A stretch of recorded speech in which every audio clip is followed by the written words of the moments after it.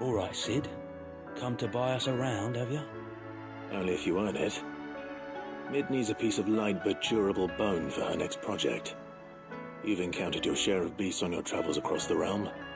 Any ideas? Most bones are the same. Whack 'em hard enough and they'll break. If it's durability you're looking for, shell will serve you better. You know what an adamantus is? I do. And I know to give them a wide berth. Will any old adamantus do? Well, with shells, the older the harder. There's a rumour of an ancient adamantus down in Carava, near Old Bidza, or what's left of the village anyway. But don't expect to make quick work of the bastard. There's a reason it's lived as long as it has. I'll keep that in mind. Thank you.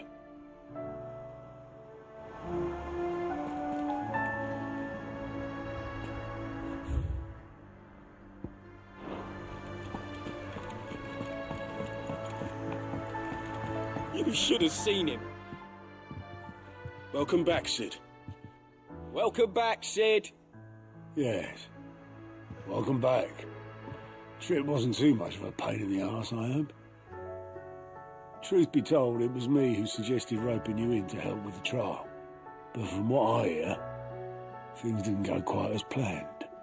No, they most certainly did not.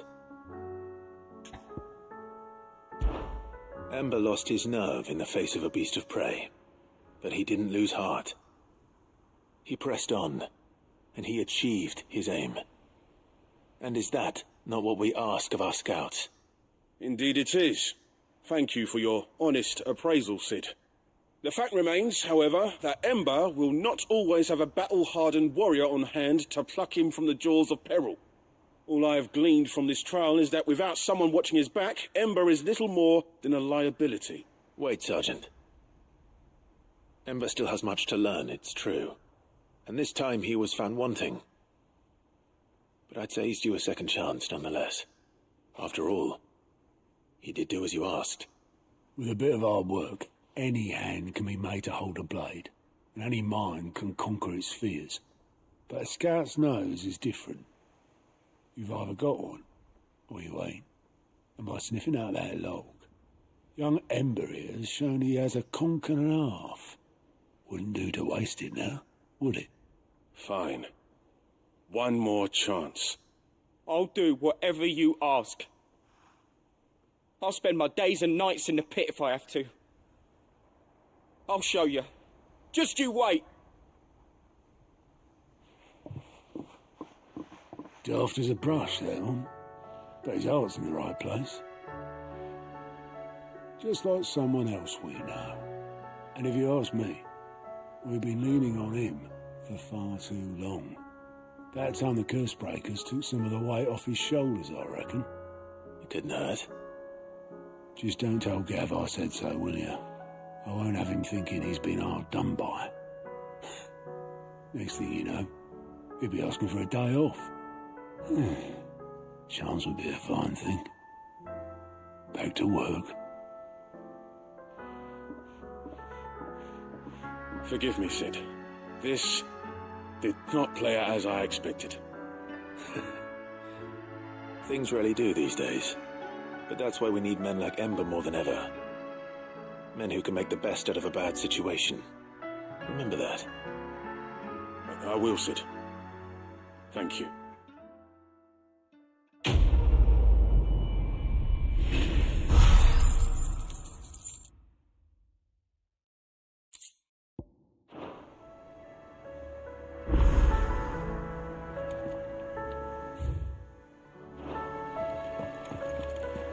There's something about it.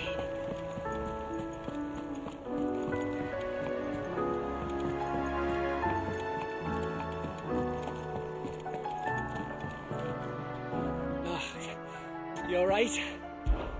Something troubling you? No more than usual. It's just... Etta's baby will be coming soon, and I wanted to make something for it. I'm sure she'd like that. Back in the north, families would always make gifts when a bairn was on the way. Yeah, let the little tykes know they were welcome in their new homes, like. So, what's the problem? Well, the problem is that Etta's due any day now, and I don't know if I'll be ready in time. Is there anything I can do to help? You know, there just might be. All right then. What exactly are we making? A good luck charm. But not just any good luck charm. Not just any. No. One made from the feather of a silver chocobo. There's naught lucky in all the realm, or so we used to say back home anyway. Thing is, they're hard to come by. Had Otto and Karen check with their suppliers, but nothing. I try and track one down myself, only... Only the big day is fast approaching. And that's all you need, a feather. That or the bird whose horse it's attached to, aye.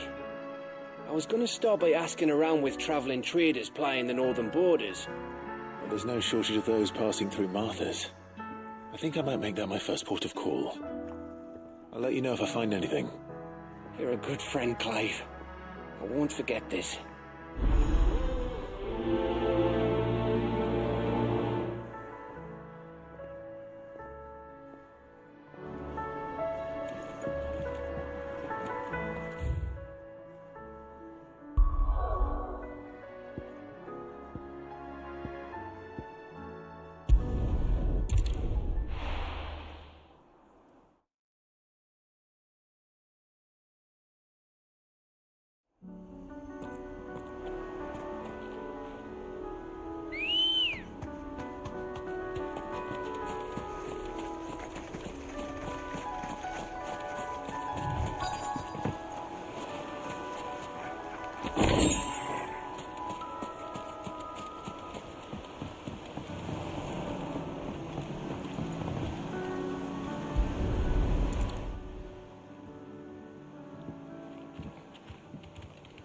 It's still here. After all these years. A lot smaller than I remember. And you're a lot bigger. You might have to swim, boy.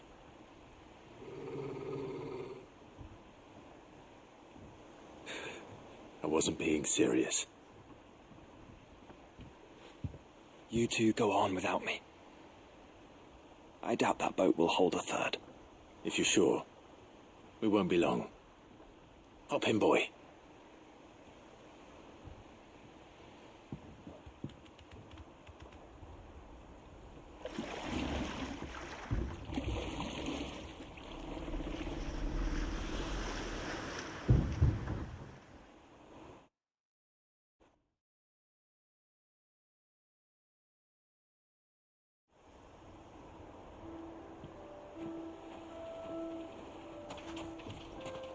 This place hasn't changed at all. The rookery's right through those trees. Come on. Race you there? I bet I could still beat you.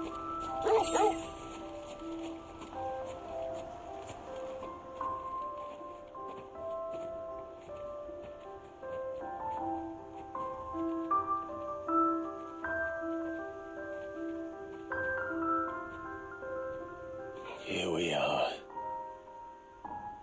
This was our hideaway.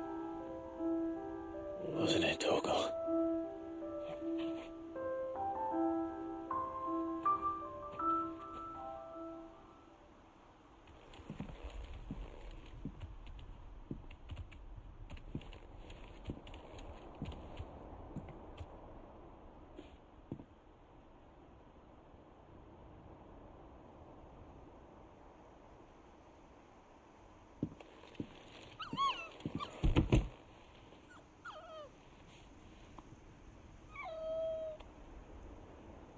Coming here helped me to forget who I was.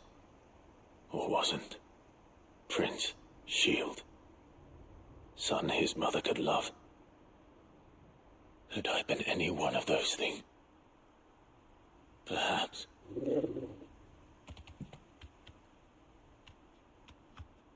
What is it, boy?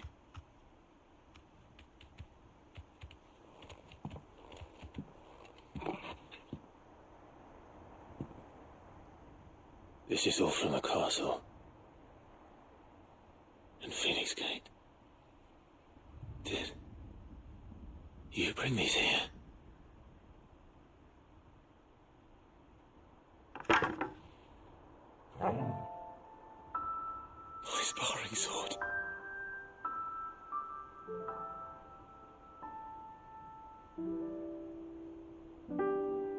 Well. You never stopped looking for me, did you, boy?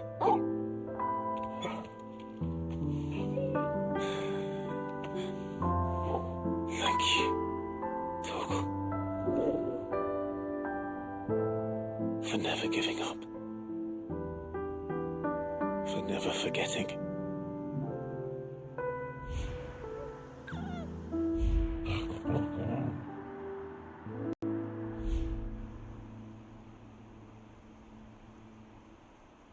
Let's take this with us, shall we? So I don't forget either.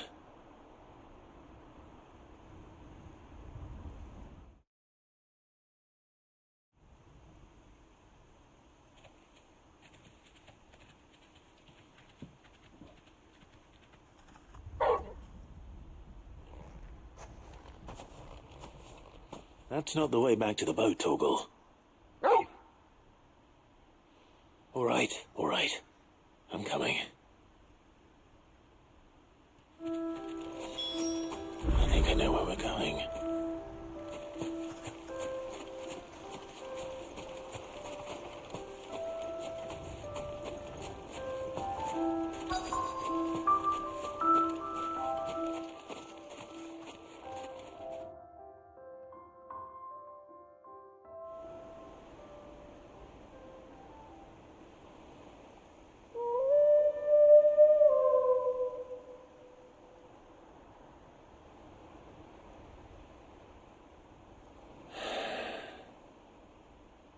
People always talk about the importance of putting the past behind you. But without it, we wouldn't be who we are today. And we certainly couldn't steer our way to a better tomorrow. Come on, Torgal. Let's go home.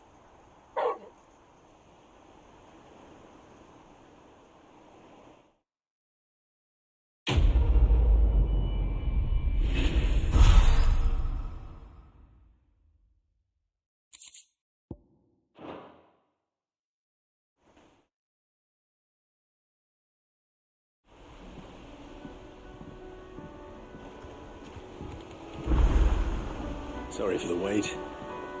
We're ready.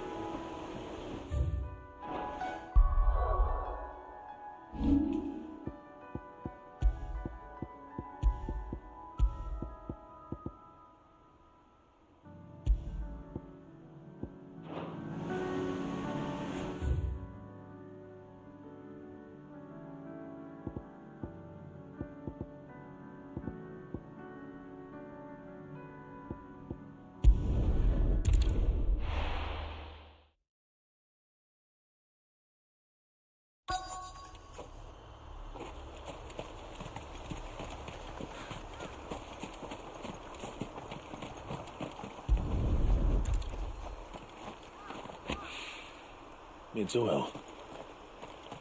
After what happened here, it's a miracle there was any left at all.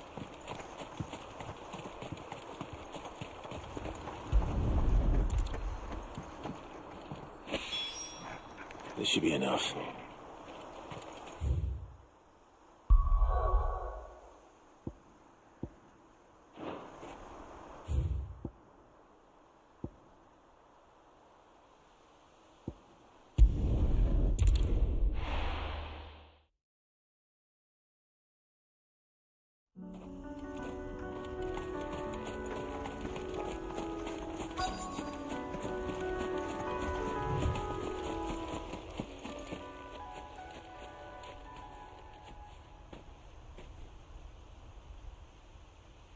this is the place, but...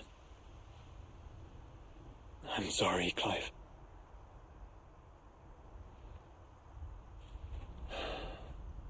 There's nowhere been spared. What do we do now? We keep looking. Man's Hill cannot be the only place where snow daisies grow. Perhaps, but... it's the only place I know of. Knew of. Then why not ask someone who might know of another? Someone at the backyard. To the hideaway, then.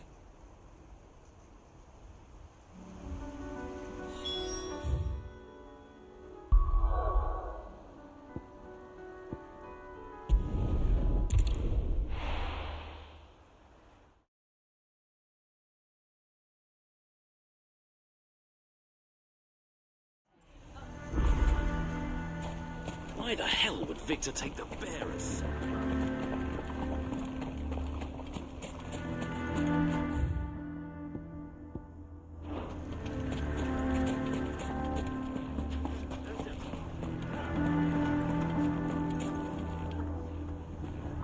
Here to help me pack? Thanks, but I'll be traveling light. I'm almost finished already, in fact. You're really going to go through with this, then? I am. But before I go, there is one small issue I'd like your assistance with. Well, two, in fact. If it's within my power to help you, I will. It's the children.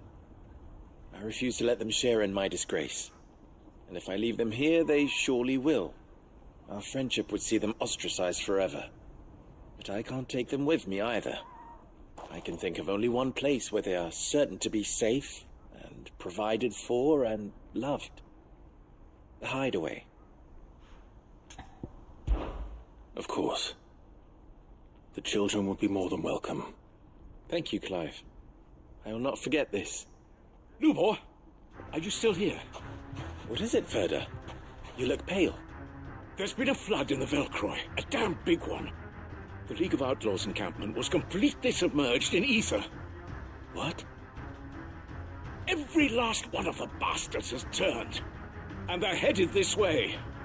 Bandits are one thing, but Akashic bandits are quite another. The town guard won't stand a chance against them. We need to evacuate. There's no time to lose. Ferda, gather the men. The Akashic may strike at any moment. We must make ready to cover the townspeople's escape. Well, what are you waiting for? Yes, my lord. Clive, change of plan. The children stay with me for now. I need you to find Conrad and Natalie. Tell them to prepare for a full and immediate evacuation. Understood. I'll do what I can to convince everyone else. Wish me luck.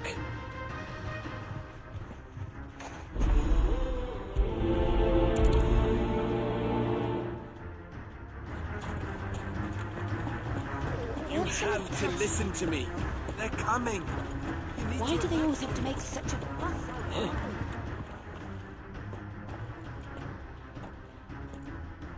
Ah, it's you. What do you want, Lord Underhill? To pass on an important message. There's been an ether flood out in the Velcroy. The camp where the so-called League of Outlaws were gathering has been swallowed. They're no longer just bandits. They're Akashic now, and they could be here at any moment. You need to begin preparing for a full-scale evacuation right away. Oh, do we? And who was it who gave you this disturbing news, might I ask? Lubor, perhaps? The man spreading the same poison out in the square as we speak. You may believe his lies, my lord, but we know better. But why would he lie about something like this? Some twisted attempt at revenge, perhaps. If he had not been unmasked, he may well have been elected our leader. A great honor for one of his kind. One he might well feel aggrieved at having been denied. Lord Underhill, forgive me, but it has become all too evident where your sympathies lie. Lubor cannot be trusted, and neither, therefore, can you. You may not trust me, But for the sake of your people, ask yourselves if there is any chance that this is true. There isn't. You can be certain of that. Now be off with you. You're making a mistake. Come, Clive. If our words will not move them, then we must find another way to help save the town. Right. Let's speak to Lord Further. I think we'd better shut up shop. What's Lubor raving about now?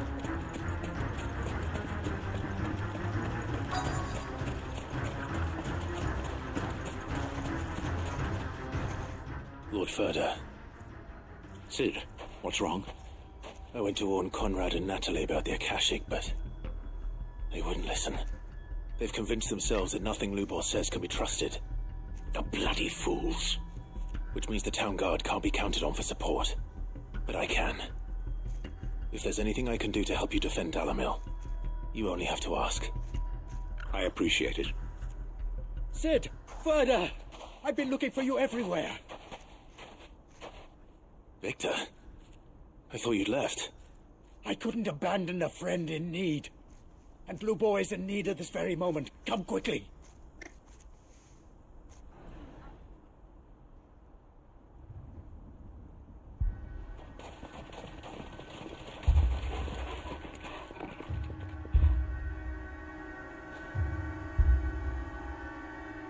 You have to believe me. The Akashic are coming. They don't eat, they don't sleep, they don't tire, and they don't care who they kill. They're unlike anything that's come before. There won't be no parley, no mercy granted. We may have saved the town once, but this is different. I do not ask that you forgive me, but please believe me. If you do not run, you will die. You will all fucking die!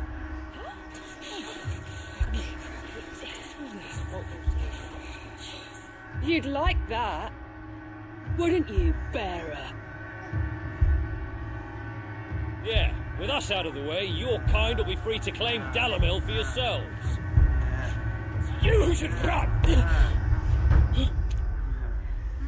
Run, bearer! Yeah, run! Far, far away! Just go on! Yes! Go! Come on, then.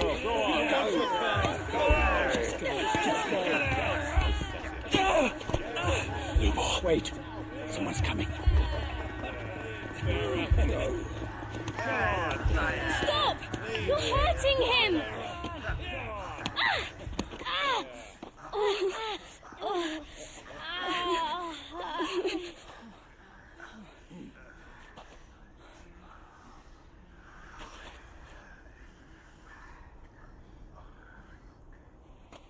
What did Lubor ever do to you? He solves all your stupid problems, and he keeps all of you safe.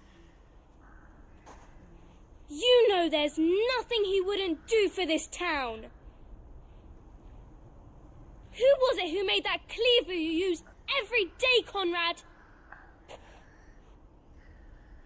And what about your counting table, Natalie? Who fixed that? Whose men make sure the streets are clean so all your boots don't get dirty?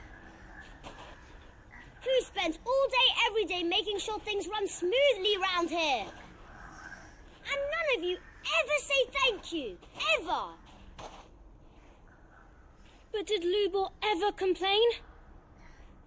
Well, does he ever stop smiling? He keeps this whole place going. And you act like it doesn't even exist.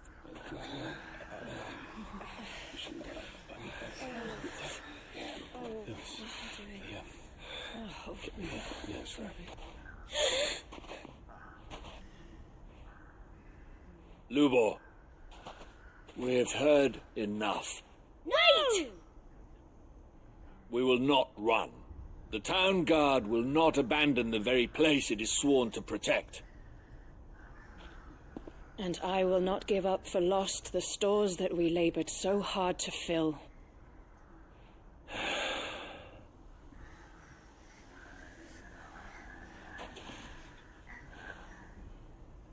So tell us, how do you propose we deal with these Akashic of yours?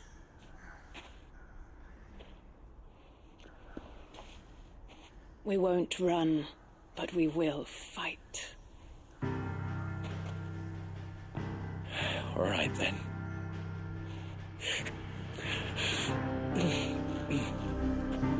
Fine.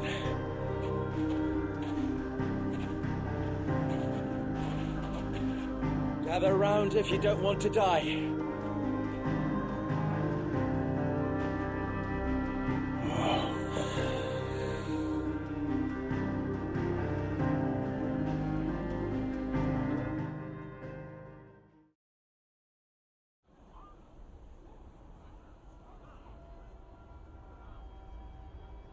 Allow me to explain the situation.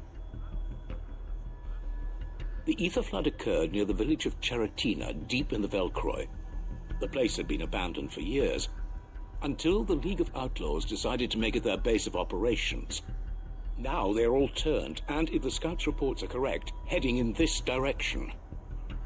They are mindless monsters, driven only by hate and rage, and they are utterly unpredictable. With the bandits, we at least knew how and where they were likely to attack. When these creatures come, Dalamil will have the bitterest fight it has ever faced on its hands. The town guard will muster at the north gate. The rest of us will take the south. Both forces will provide men to serve as scouts and messengers, ready to spread word of the size and nature of the Akashic force as soon as it is spotted. And as soon as it has been, we will converge on its position and see that it is driven back from Dalamil at all costs. Conrad, can I count on the support of the town guard? Always. I leave the selection and coordination of the messengers in your hands, Victor. And the command of our men in yours, Ferda. If you would both be so kind. Consider it done. As you wish. Natalie, I would ask that you and your people have the townsfolk barricade themselves inside the bathhouse. And tell the merchant not to waste time securing anything beside the essentials. Preserving life is our one and only concern. As long as we survive, it doesn't matter what trinkets we might lose. Our riches can be regained. And if anyone doubts that, let it be known that the Briar's Kiss stands ready to cover any losses. Very well. I shall tell them. Where do I fit into this plan? Where else but the most perilous place of all? I would like you to travel to the home of our erstwhile League of Outlaws, Cheratina itself. The main host is most likely still there, and Dalamil will not be safe until it is eradicated, root and branch. A little gardening. How pleasant. I doubt it. I have a feeling these weeds will be particularly stubborn. Luckily, so am I. So you are. All right then, we all know what we have to do. Now it's simply a matter of doing it. For Dalamil.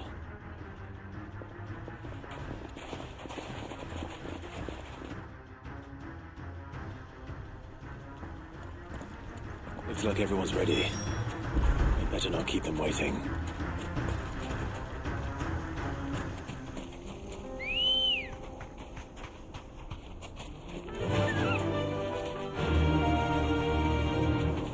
Good. Any man sighting an Akashic is to raise the alarm.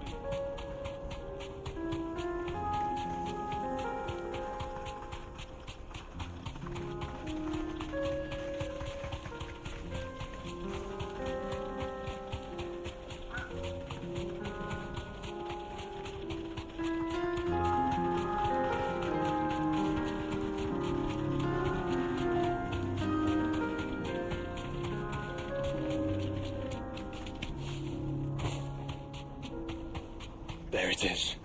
The flood. But what's waiting for us inside?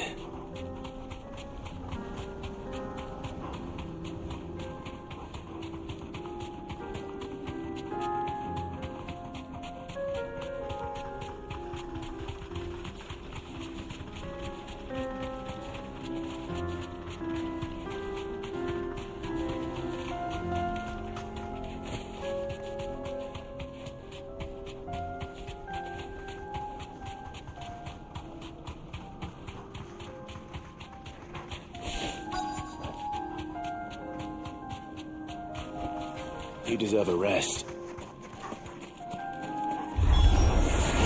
Can't leave a single one alive. Get him! This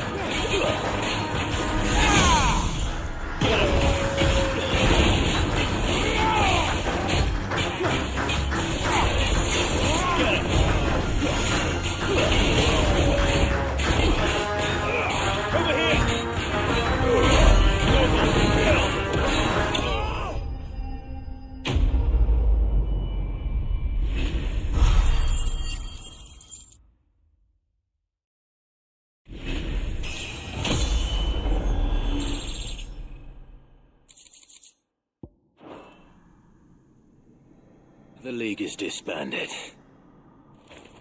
I should get back to Dalimil and see how the others fared.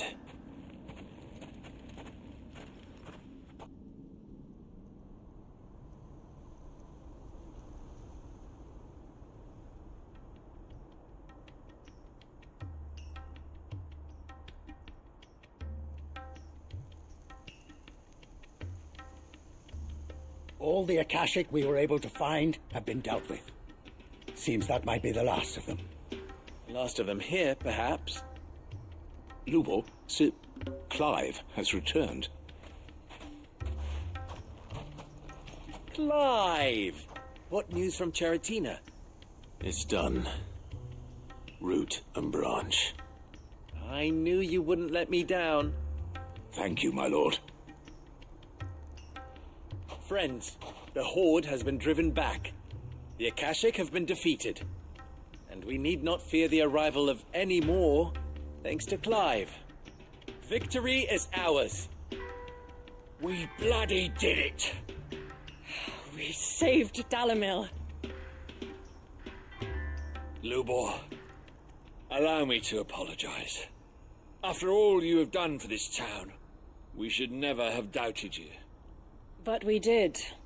And for that we are truly sorry. We only hope that you can forgive us. We need you, Lubor. Dalimil needs you. So, if you would still like to be considered for the position of mayor, you have our backing. You do remember that I'm a bearer, don't you? We do. But that is not a stain on your character. It is a stain on ours. We thought only of what we perceived bearers to be, not what you truly are. The man who saved Dalimil twice over. I see. But I will only accept your proposal on 2 conditions. Name them. Firstly, that you will both do everything in your power to rally your people to my cause. If the Town Guard and the Merchants League do not accept my leadership, it will be doomed from the start. Unity is the key to defending Dalimil, and I do not doubt that we shall need to call on our combined strength again. When that time comes, I will expect us all to pull together, just as we did today. Of course. You have our word. And secondly, you will accept that if I am to lead you, the mistreatment of bearers must end here in Dalimil. Any bearer within our walls shall be afforded the same rights as any other citizen. They will not be judged by what they are, but who they are. As we failed to do, and came so close to losing everything. We agree to your conditions. And we have only one in return. That you continue to work for the good of Dalimil, as you always have. Condition accepted. Well then, it seems my mayorship is all but confirmed. Do I get some sort of special hat?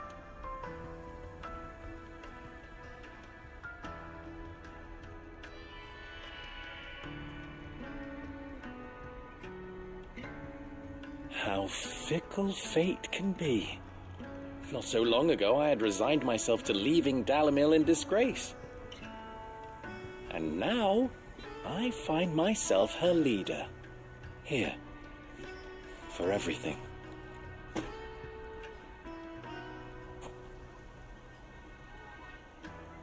Lubor. About the children. Fear not. You are, of course, relieved of your responsibility. I would sooner face another horde of Akashic than see them brought up as outlaws. I'll make sure they're safe here. I don't doubt that you will. And not just the children, but everyone in Dalimil. I'll do my best. Can't have all your hard work going to waste.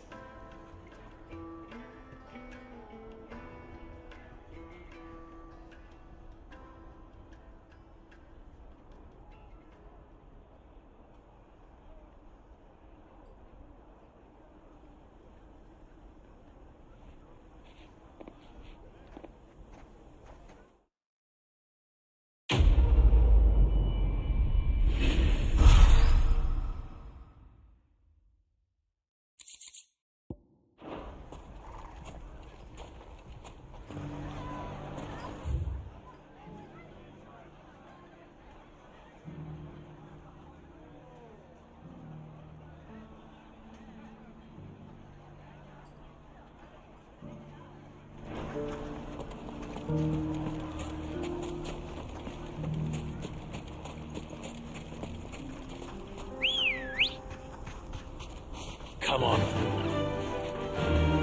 You with them.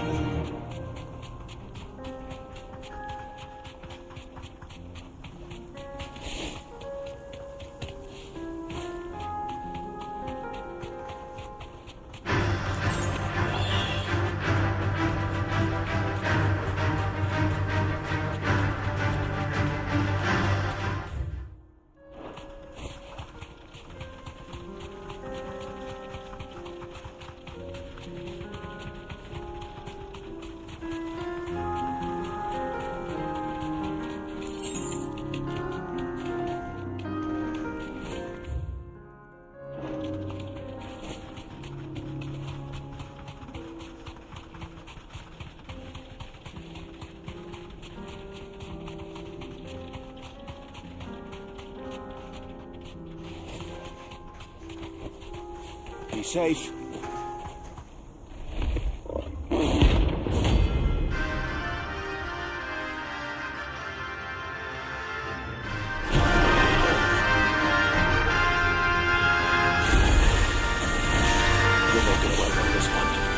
Stay close to me.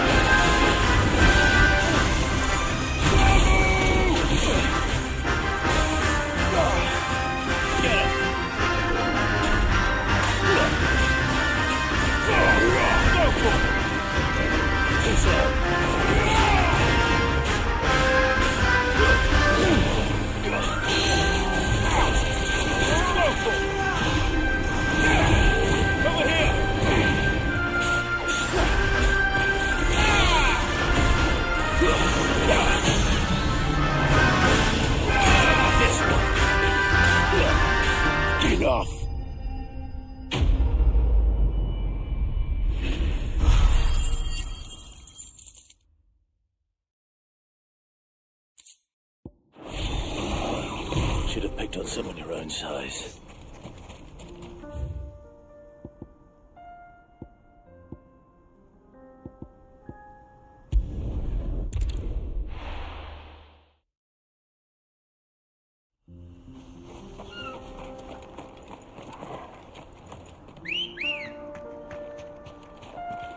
Good girl.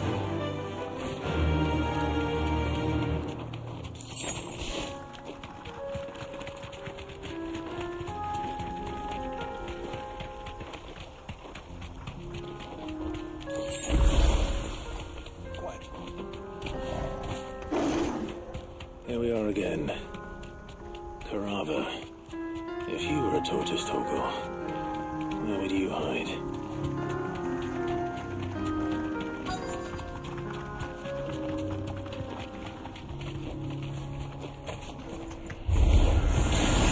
It looks like we found him.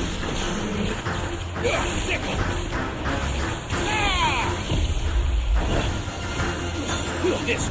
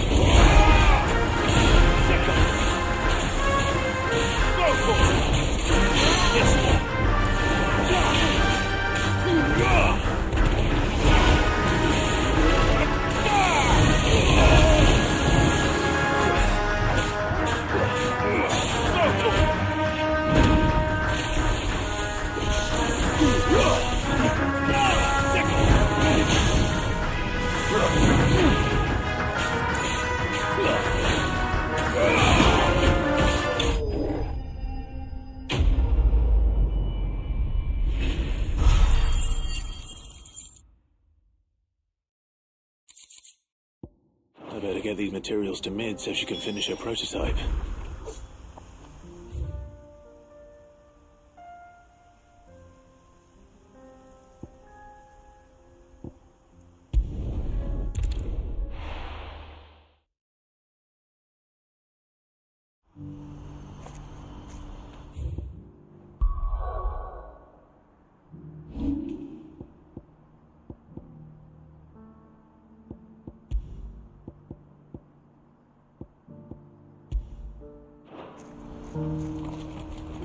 Do you see that too?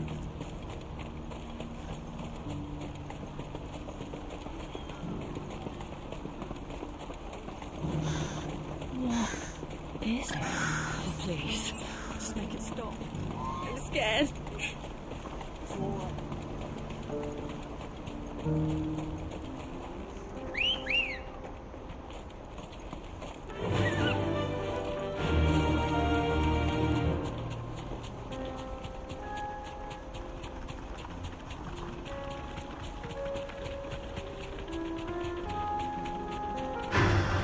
Time to fight.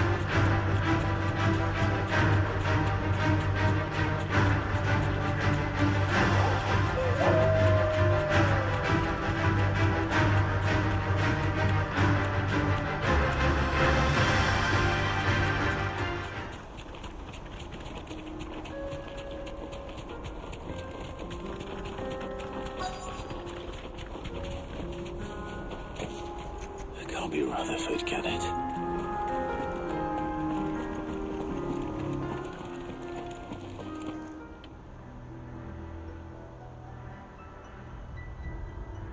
Turncoats and cowards, the lot of you! If it's a fight you want, it's a fight you shall have! Allow me. I don't need your... Please, Field Marshal. Obliging. This won't take long. You're right. It won't. Men, finish him.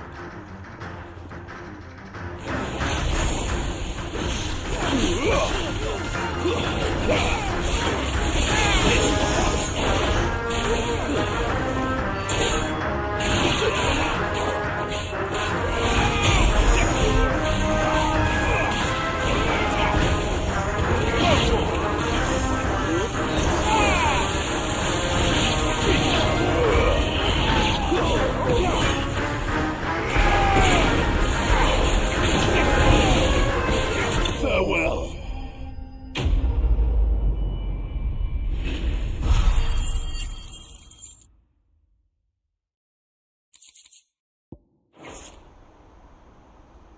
A little longer than I'd have liked.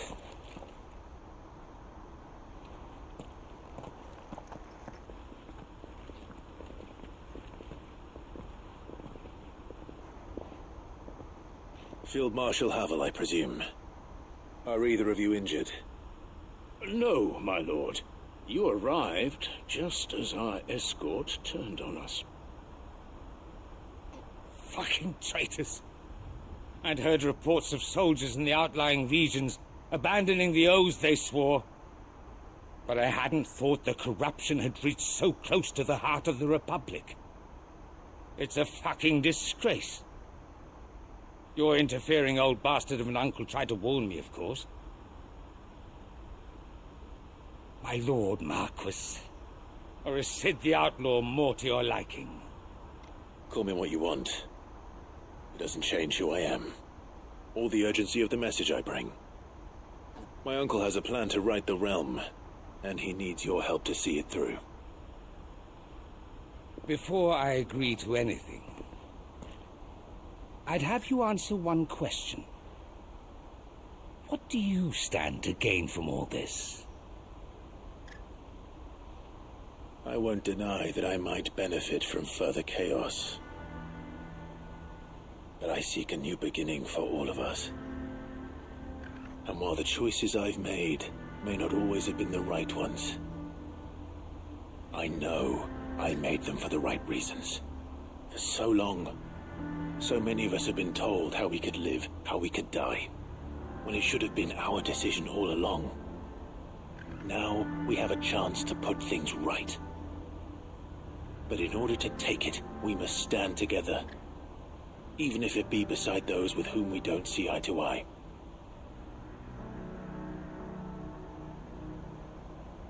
Certainly not the words I expected from an outlaw.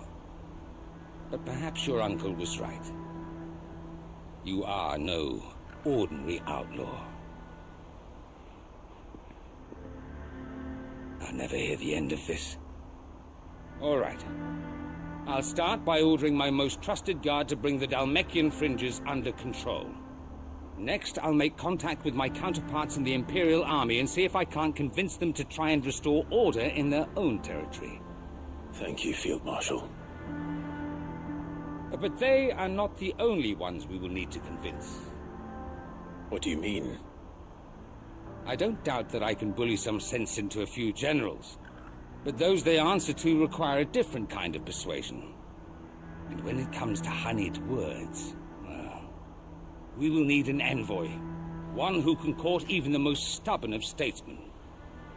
You, perhaps. I'm flattered.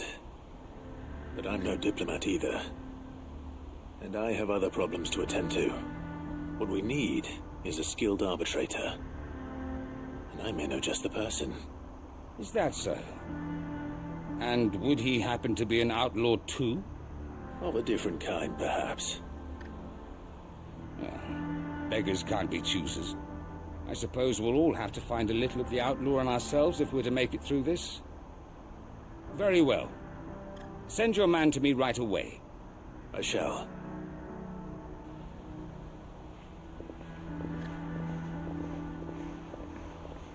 My Lord Marquis,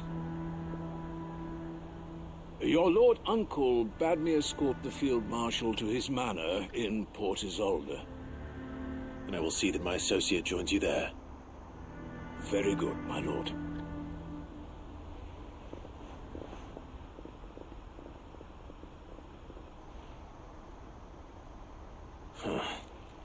An envoy.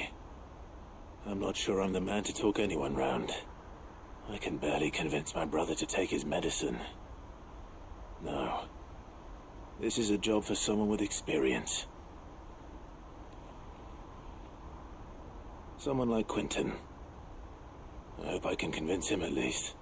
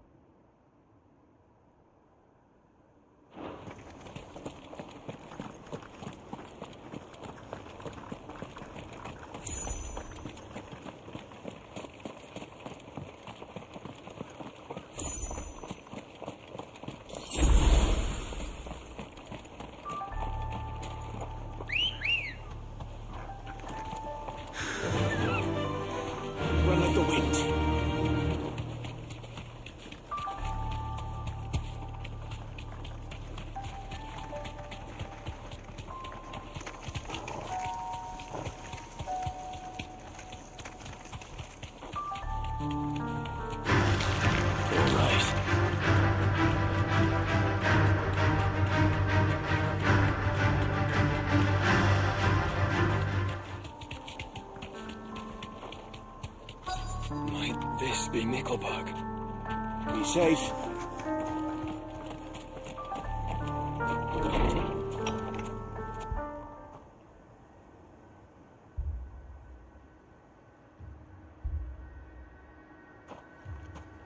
These people aren't turned. And the village seems safe enough at least.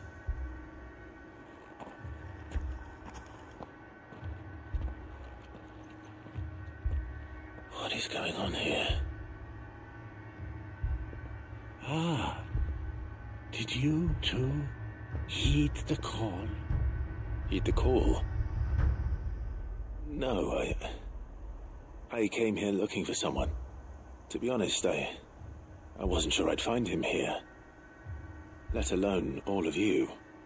Is that so? What are you doing here? Is this where you live? It is my home. The others, they heeded the call. You keep saying that. What do you mean? They came here to perform the rite, just as King Barnabas instructed. This village is their altar, where they shall cast their souls upon the gentle waters and give themselves to the Lord. Give themselves? Oh, Lord, cleanse us of our sins. Let us be reborn in your loving arms. Free us from the torment of this mortal realm. They want to be saved. Forgive me, but did another foreigner like me come here? He was probably wearing a cowl. You mean the traveler from Storm? Yes. He's staying at my house, toward the rear of the village. Thank you. If you don't mind, I'll go and greet him. They seek the same salvation Barnabas did. At least the third chair still lives. Let's go and find him.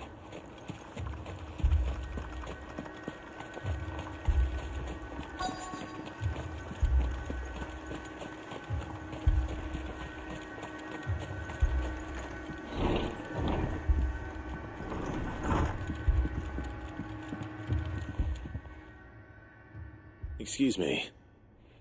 Are you with the Undying? I am. And so it would appear, are you. Lord Rosfield, if I am not mistaken. That's right. And you must be the third chair. I am. Cyril was worried for your safety. He sent me to find you. Then I must apologize. I did not mean to trouble the bearer of the burning quill. Much less you, my Lord Marquis. He said that you had failed to report. Is there a reason for that? I came here to study the followers of this new faith. But the more I learned of them, the more my own faith began to falter. You have seen them at their prayers, have you not? They devote themselves to the veneration of their Lord with a fervor I have never seen before. Praying night and day that they might be rid of their wicked wills and reborn in their Saviour's light. Not that they might be granted respite from their worldly woes, but so that they might continue to serve him. Serve him with all of their beings. I, too, swore to devote my life to the service of my Lord and Master, but this... 'tis different. It is more. And so I would see it through to the end. See these people safe, that they might achieve their dream. That they might do their duty to their Lord. Even if it should keep me from doing my duty to mine. You do understand what their dream is, don't you? I do, my lord. They would cast aside their wills and become Akashic. I know that it may be hard to believe, but to these people, that is the very essence of salvation. Forgive me, my lord, but I must remain here. If you are to return to Master Cyril, I would consider it a great... Did you hear that, my lord? Something is happening. I'll go find out what. Stay here.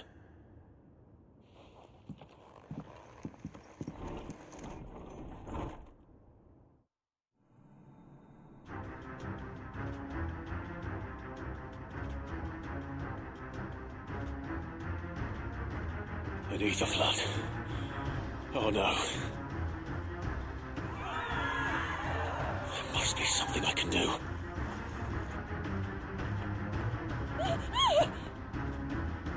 Echoes as well. Found her. Ready, brother?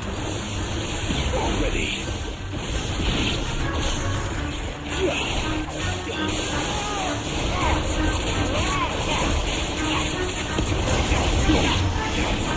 Get him! Over here!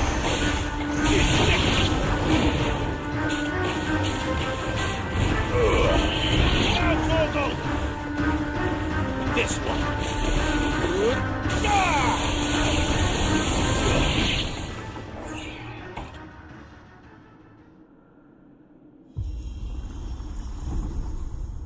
What now?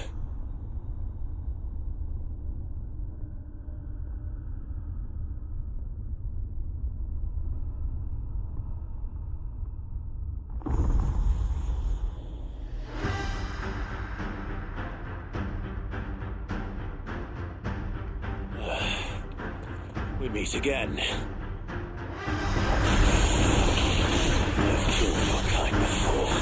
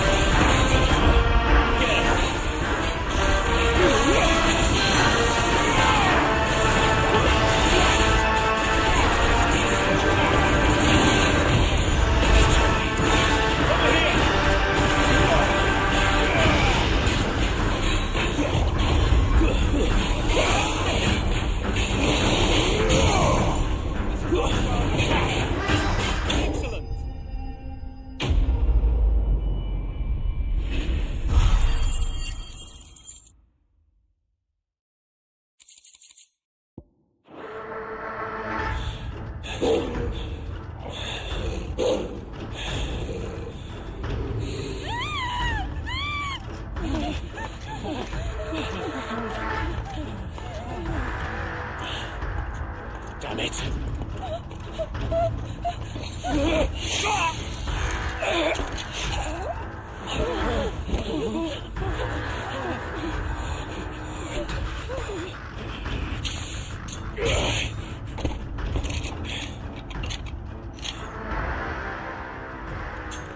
Don't you die. Come on, speak to me. I had to save them, that they might have a chance to find true salvation. By devoting themselves to the service of their Lord. Just as I did, when the Undying plucked me from the gutter and gave me a cause to believe in. A duty to serve was everything to me, and I would not deny them that fulfillment, even if they must become a Kashik in order to achieve it. Forgive me, my Lord Marquis. I did not mean to trouble you with this. My findings. Could you deliver them to Master Cyril for me? Of course. Your duty will be done.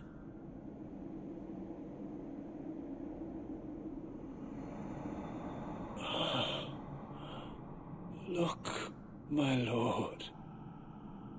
They are saved.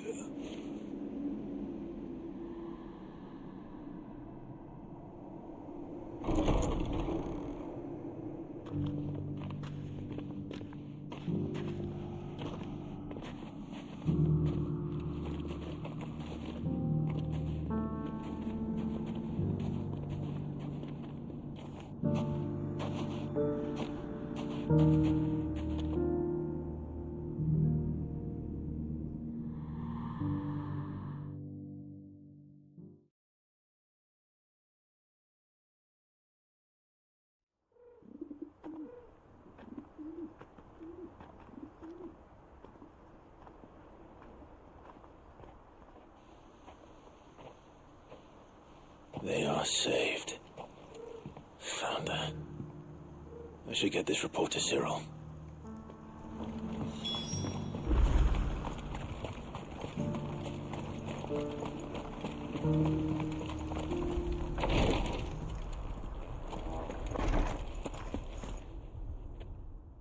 My Lord Marquis, welcome back.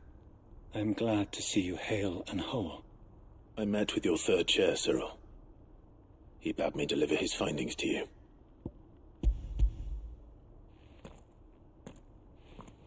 Thank you, my lord. He remained in Ash? He died protecting the villagers from an echo. I buried him in Mickelberg. I'm sorry that I couldn't save him. If you could not save him, no one could. The villagers, they were believers in this savior cult. They prayed to their god that they might be unburdened of their wills. Then an ether flood came, and their wish was granted. Your brother sacrificed himself that they might live, even knowing that that life was death by another name. Then he perished defending liberty. A hero's end. For the right to choose how one dies is no less sacred than the right to choose how one lives. Sid would agree. He wanted to build a world where people could die on their own terms. A noble ambition. To die for one's cause is the most perfect expression of one's faith. It matters not how misguided others might judge one's decision to be. Only that the decision is one's own. We live according to the teachings of our order. We believe in them, we protect them, and yes, we die for them. For better or worse, that is our creed.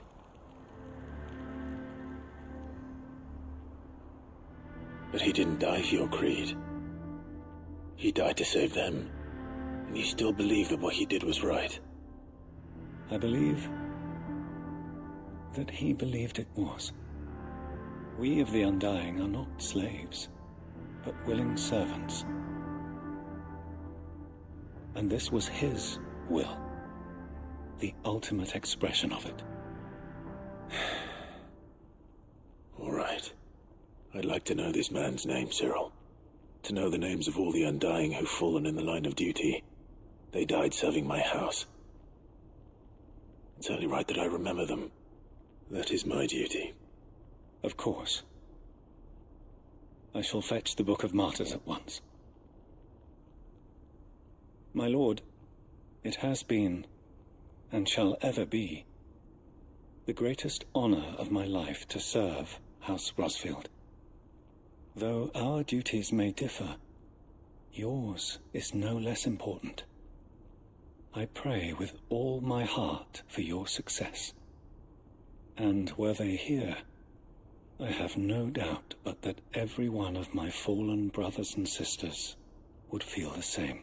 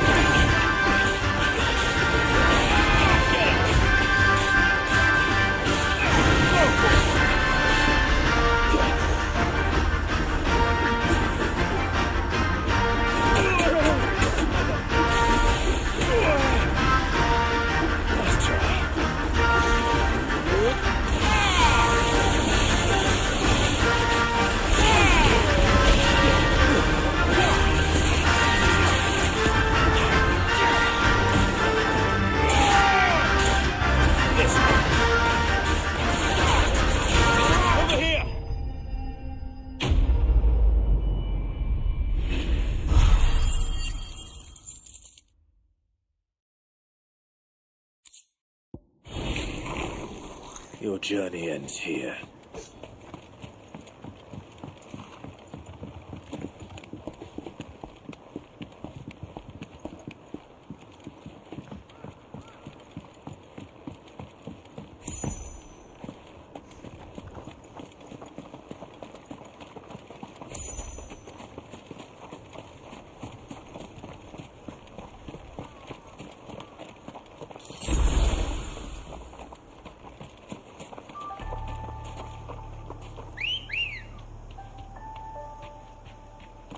Ready, go?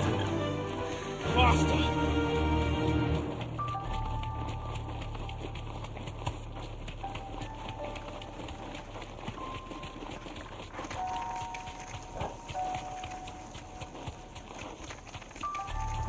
Caution, brother. All right.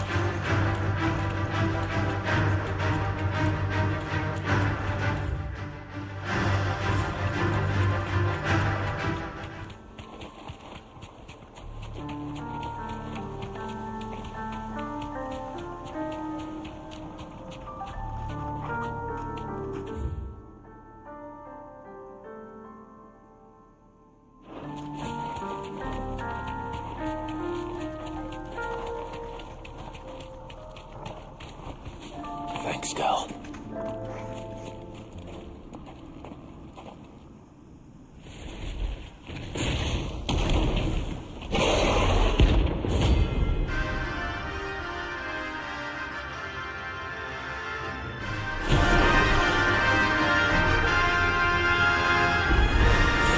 Look who's here to meet us.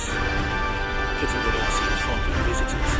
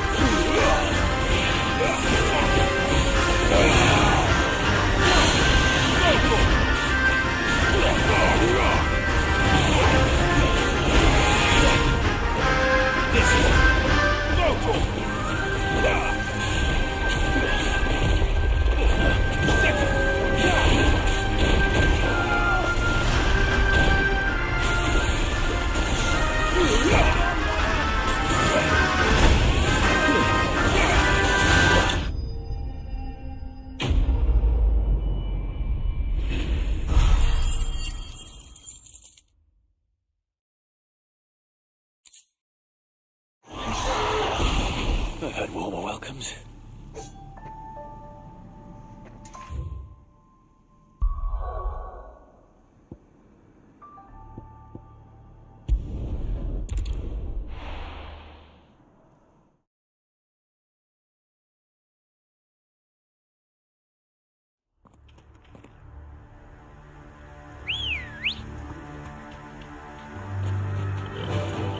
Run like the wind.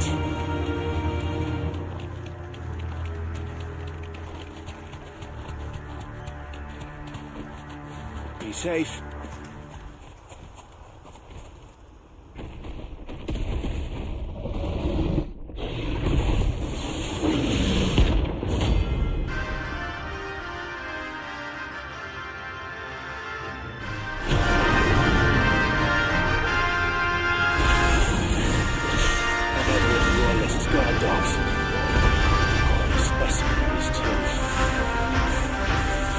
Over here!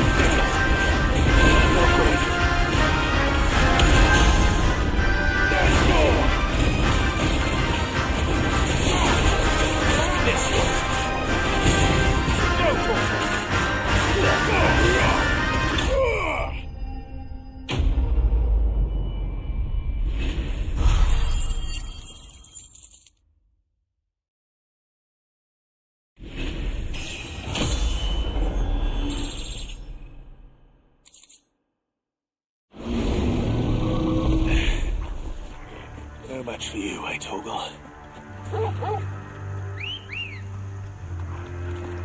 Let's go. Faster!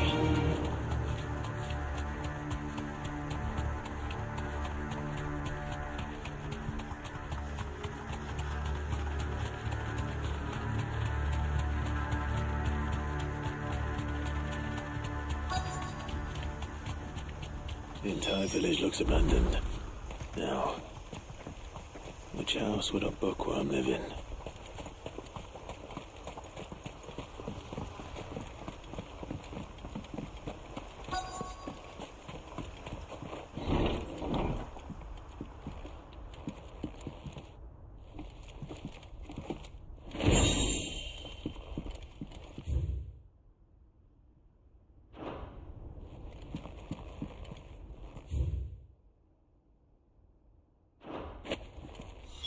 This is it. But if what it says is true, I need to get this back to the hideaway.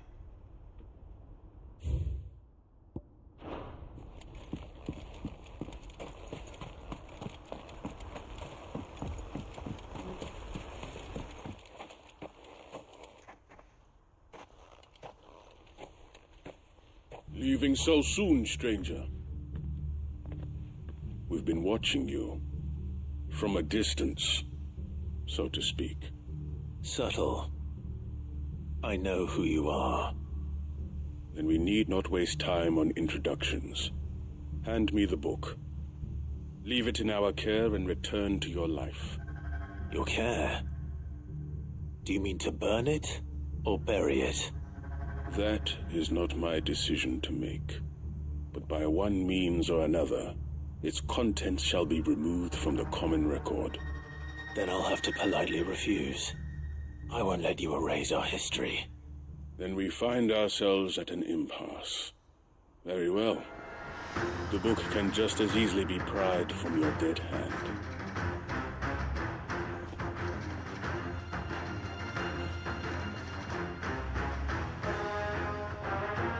Let's see, shall we?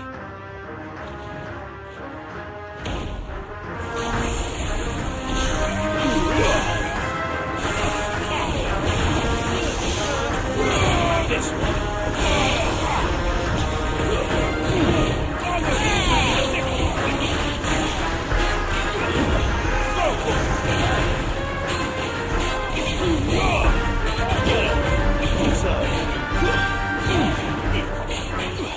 Let's try this one.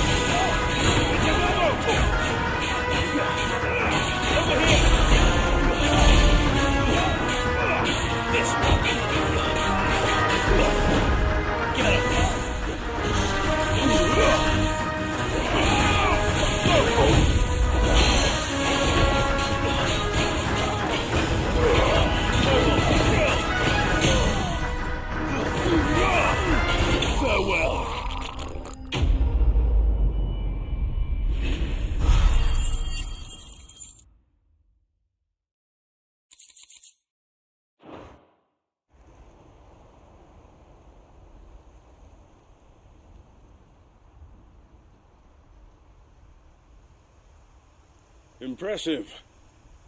But we have other means. We shall claim the book yet. Why do you want it so badly anyway? It lays out in no uncertain terms the vanity and avarice of mankind. It tells the shameful history of the persecution and oppression of a gifted few by a giftless many. Would you say that this interpretation was correct? I don't know. You don't know. Your sword may be sharp, but your wits are dull. So let me answer for you. There is no correct interpretation of history. That a series of events took place may be proved beyond a doubt. But there can be no single immutable explanation as to why they came to pass. It is a question of numbers and of belief. If enough people believe that a set of events occurred for a reason, that belief becomes the truth. So you're trying to control the truth?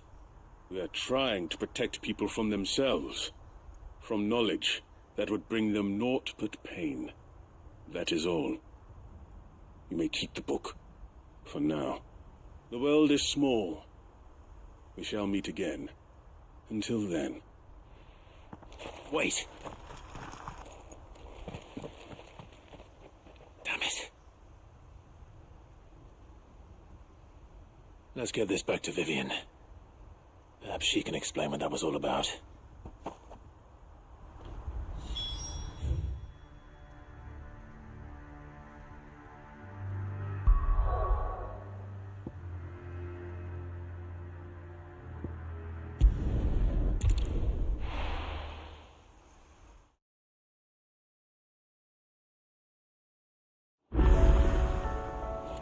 Let's hope one of the gardeners knows where to find snow daisies.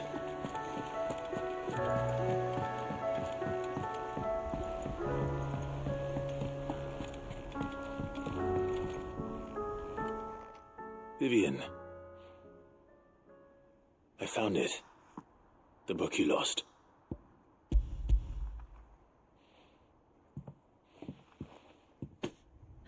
You found it. Thank you, Clive. Even though I asked this of you, I was not entirely sure it would be possible. I feared the executors had seized every copy. I met with one of these executors, and I convinced him to let me keep it. He told me something. That the truth is just a matter of collective belief.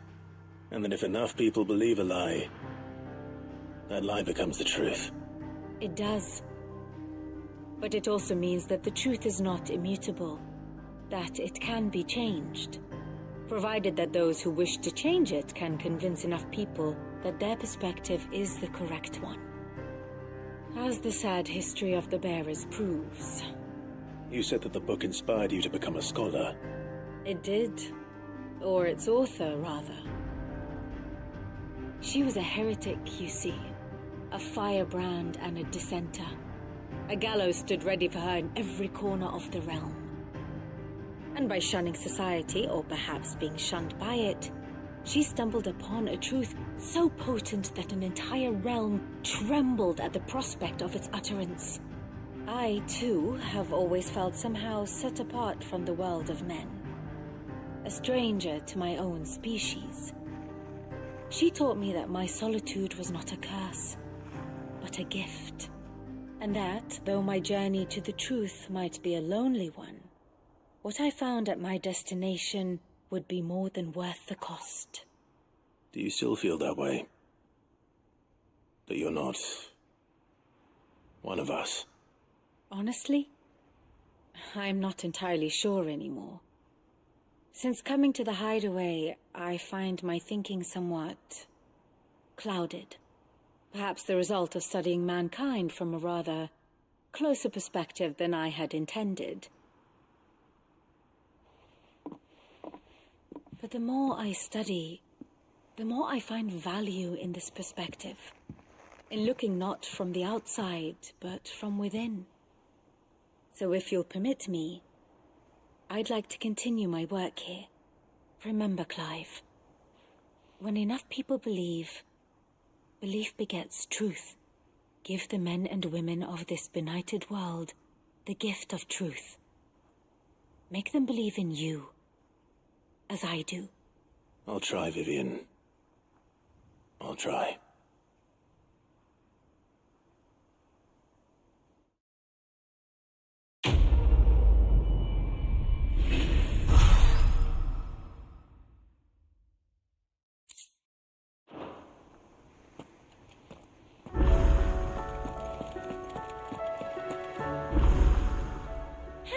Help you today, Clive?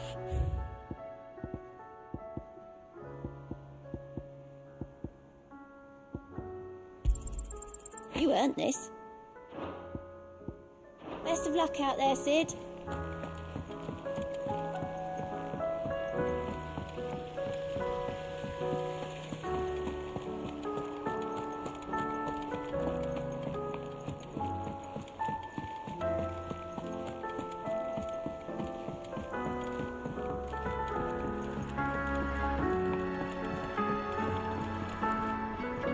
Mid, tell me this is all you need.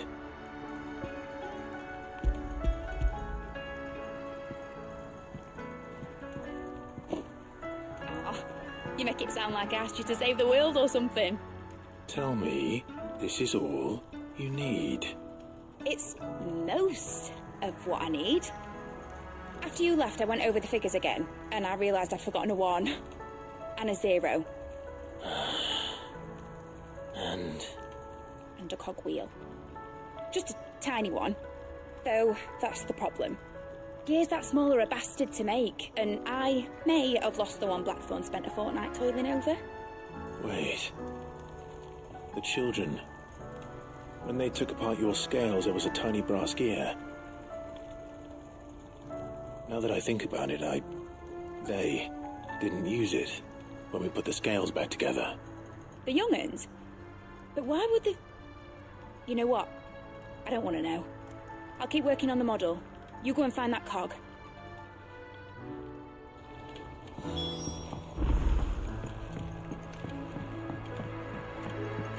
Has Midadol mentioned a new project yet?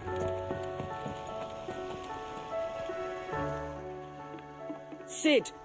Is Mid still hiding from us? She wasn't hiding. She's fine. She's just busy working on her next project. A new invention? What is it? What is it? Is it an airship? I bet it's an airship!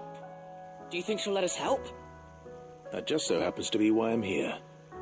She needs something special, something only you three can provide. A brass gear. A tiny one. One that might fit on, say, a set of scales. Oh, the one you forgot! We remember! We saved it, just in case. It's in the bag of bits. Since your lesson, we've been disassembling, then reassembling everything we can find. All the pieces that are left over, we keep under our beds, just in case. That's good to know. Look! I found it!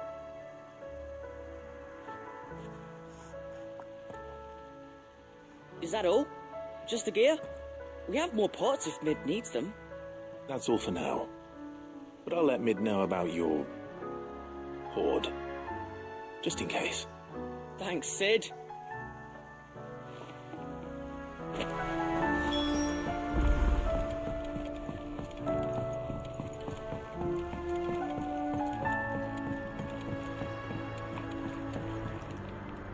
Well, did they have it?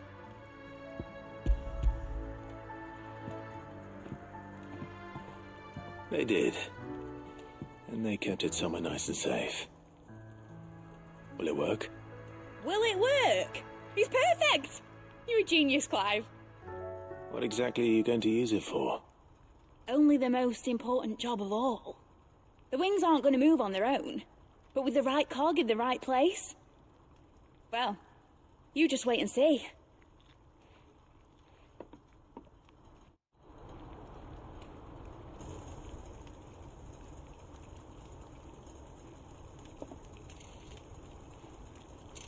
That should do it.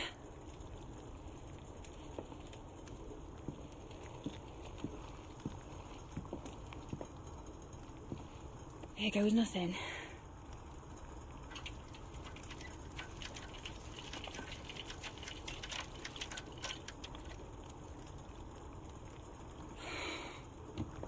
Titan's tits. It wasn't supposed to fly, was it? Of course it was supposed to fly. Wouldn't be much of an airship if it didn't. Honestly, these bloody engines are driving me mad. I was so sure this would be the day she soared. The mithril engine was made to make dreams come true. But maybe this is one dream the world's better off without. Show folk how to take flight, and it won't be long till they're raining death down on each other. People will lose their homes, children, their mums and their dads. Like I lost mine. I'm sorry. So am I, Clive. So am I.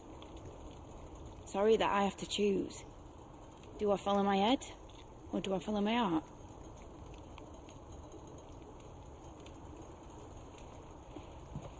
Good question. The first time I stood on the deck of your ship, felt the wind in my hair. It was like I was flying. But imagine how it would feel to actually do it. My dad always said there were two ways of living life. Chasing a dream or shuffling to your grave. And he were right. Right about a lot of things. Not that I like to admit it. People need dreams to chase.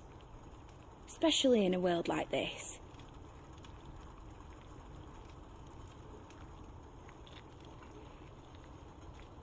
Right. When this is over, I'm going to take all my mithril engines to Zemeckis and sling them over the edge. I won't have my dream end up turning into someone else's nightmare. But all that hard work... All that hard work will not be used for war, Jamie. But it isn't like it'll be gone. Tell me, Clive, have you ever been on a treasure hunt? Not since Joshua and I were boys. Why do you ask? Because I'm going to bury the engine schematics and leave behind a little riddle telling people where to find them. A really hard one, so that only the most dedicated dreamers will ever be able to work it out.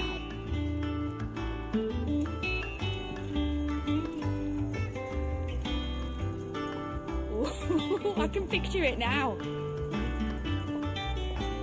Some daft general squinting at the words with a gormless expression on his mug. Like that one, yeah. Right.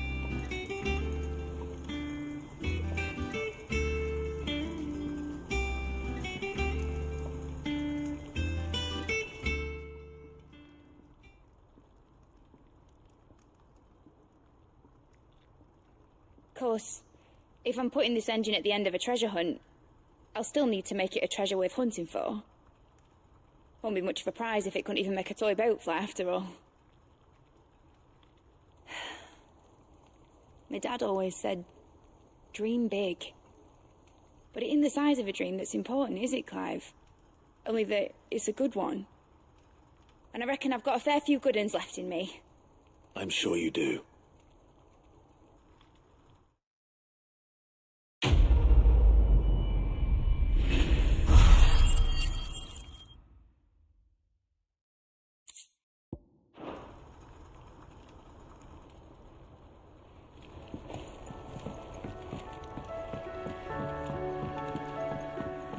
Has Midadol mentioned a new project yet? Whatever should I write next?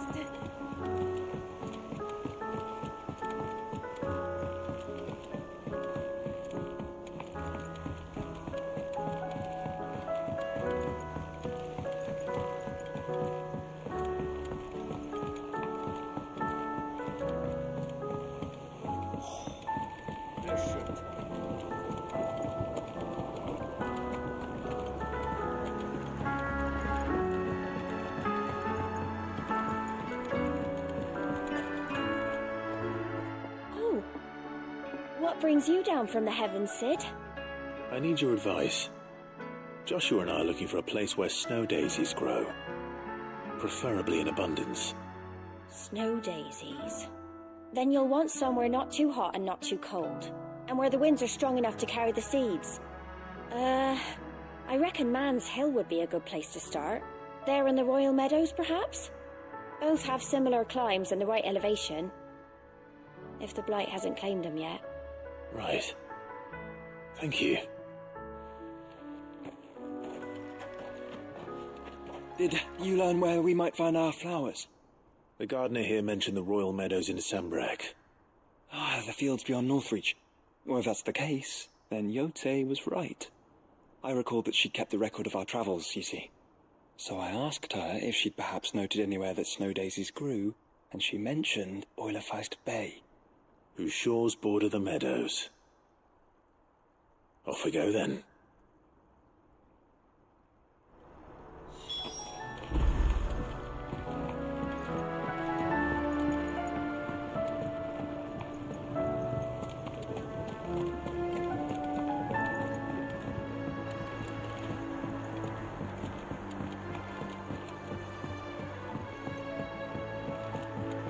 Say what you will.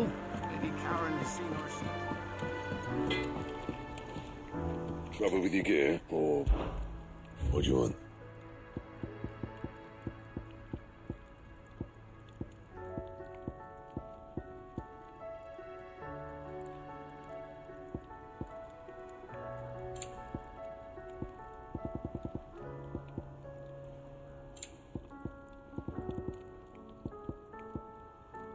Anything else?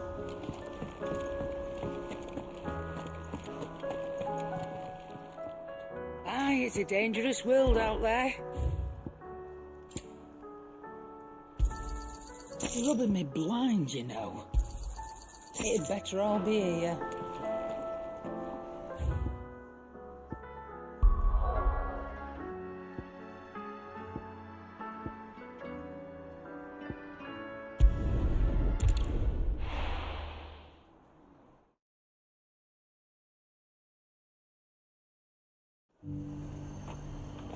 The garrison said they'd take another 100.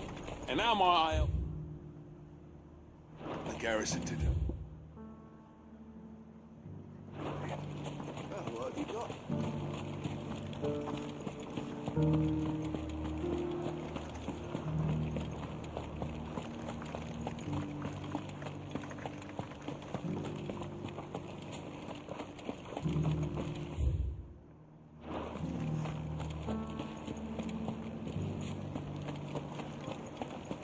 Looks like you've got thirst. But enough talk. How about we? That armor looks positively stifling. The garrison may have kept the wipes from the walls.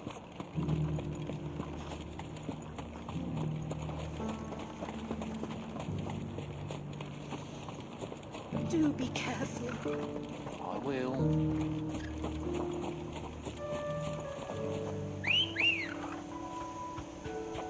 Come on.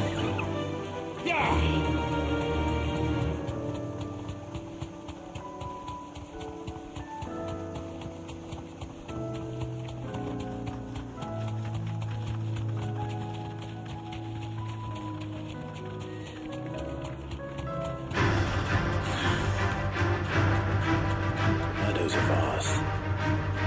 Where do we even start? Yote mentioned the coastline. We can start there.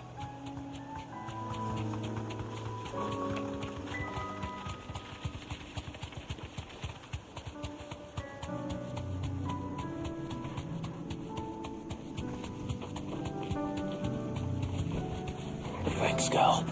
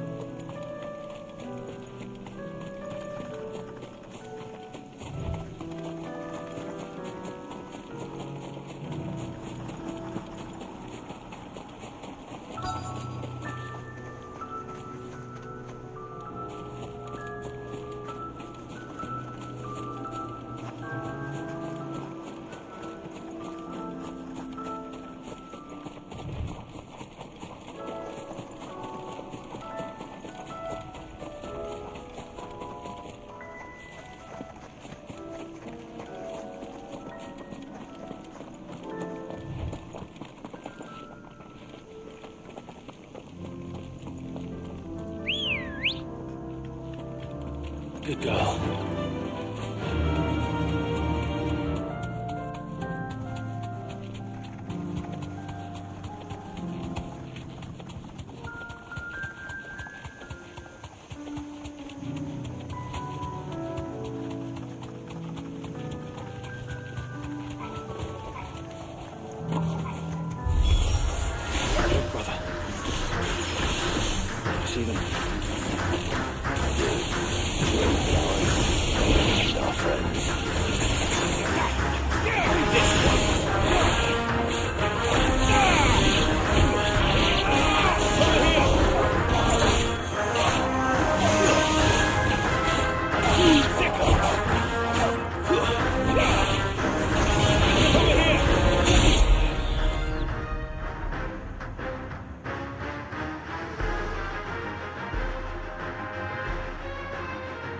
See, boy.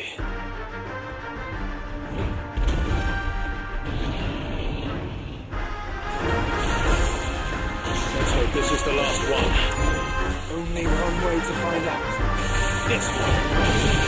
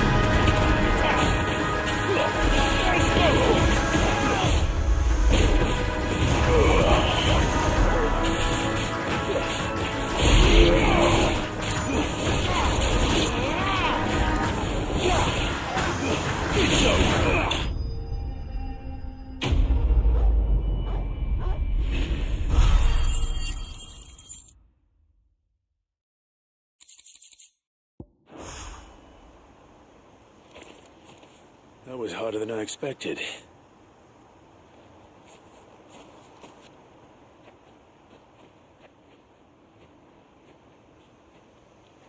But found her. It was worth it. They're beautiful. Do you think Jill will like them? She'll love them. Come on. Let's go.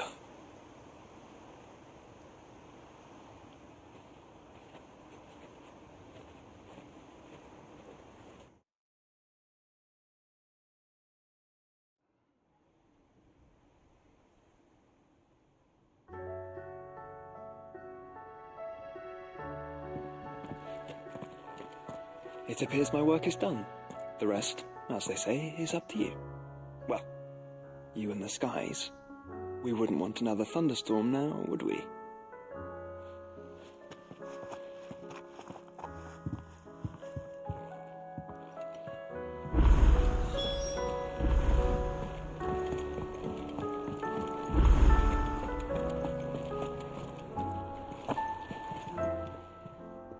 Clive.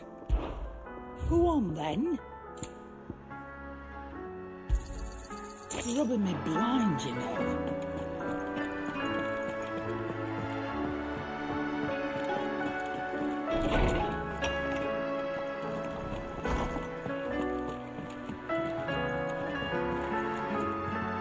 Jill, there's something I'd like to show you.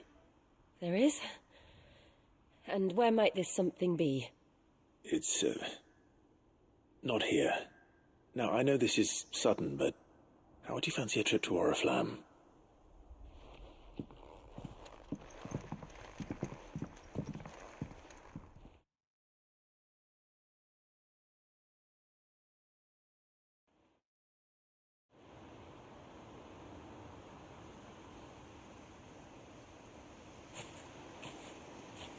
There are so many. This is what you wanted to show me.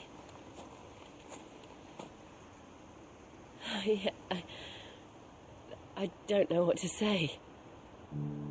You don't need to say anything. The smile on your face is enough. We've been worried about you, Joshua and I. Do you remember when I took you to Man's Hill?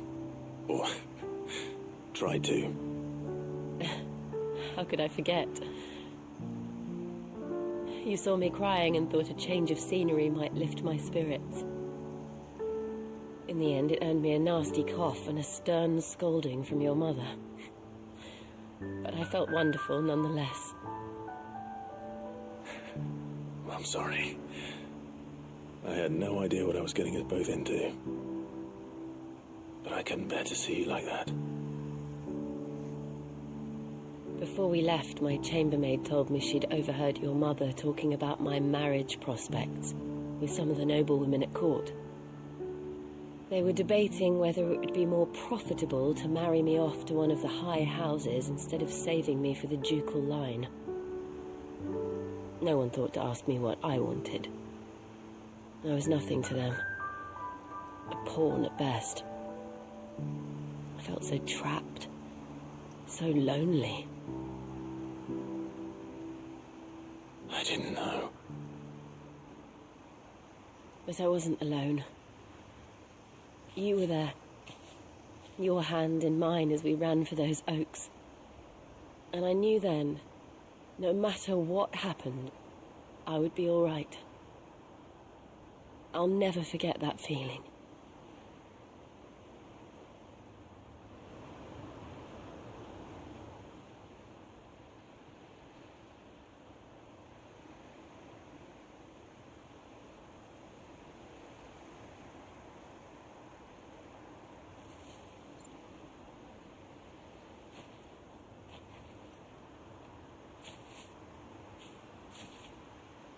Before we broke camp, the morning after the storm, do you know what I did? No? What? I slipped away from my governess to climb the tor. And from there I saw a sea of petals, all reaching for the sun. And I realized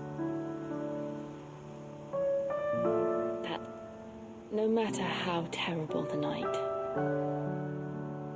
dawn would always come.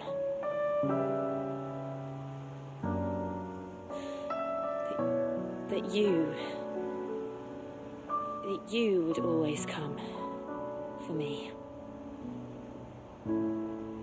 And you have. Again and again.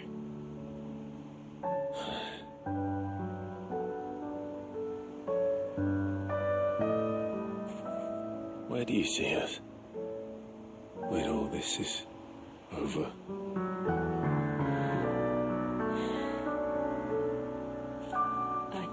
Don't know.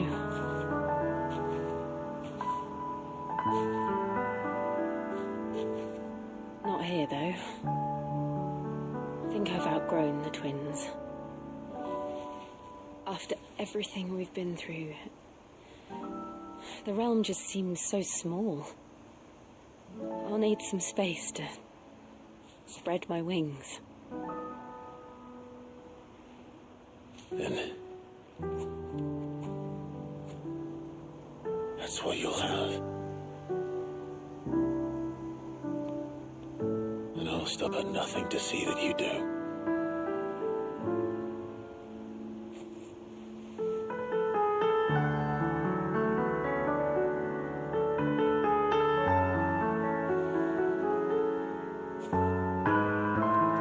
I never was much good at garlands, but it'll have to do. I'll treasure it forever. Thank you, Clive. For this, the flowers, for everything. It's exactly what I needed. You are my treasure.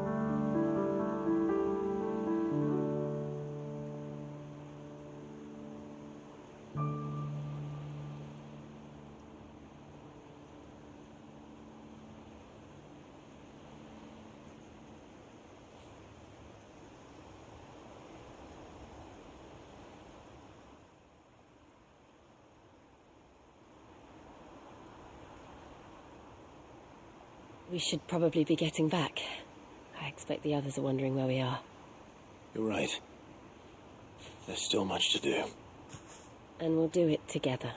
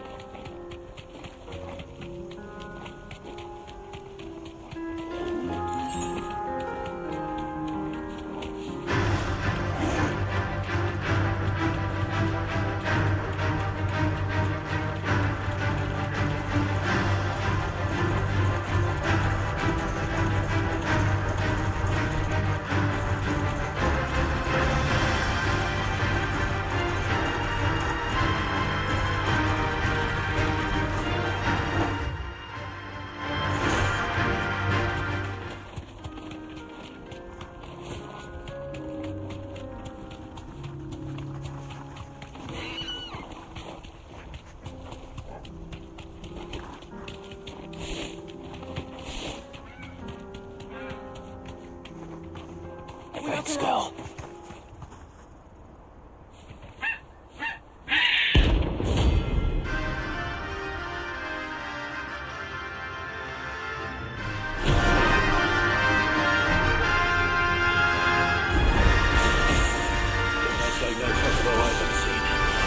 Something tells me it won't be easy to break it. This way.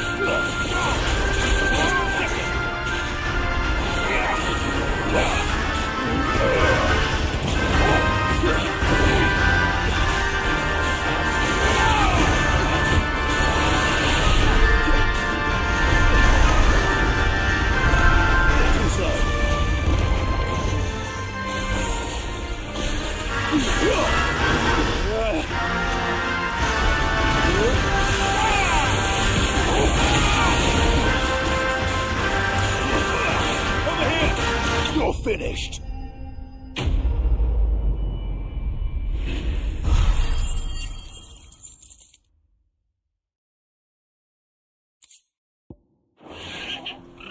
Poor beast. There was nothing I could do.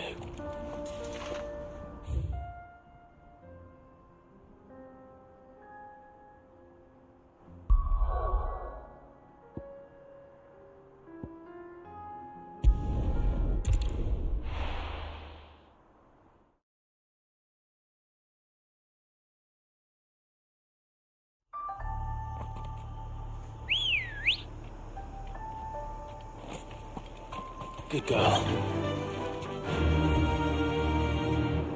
Faster!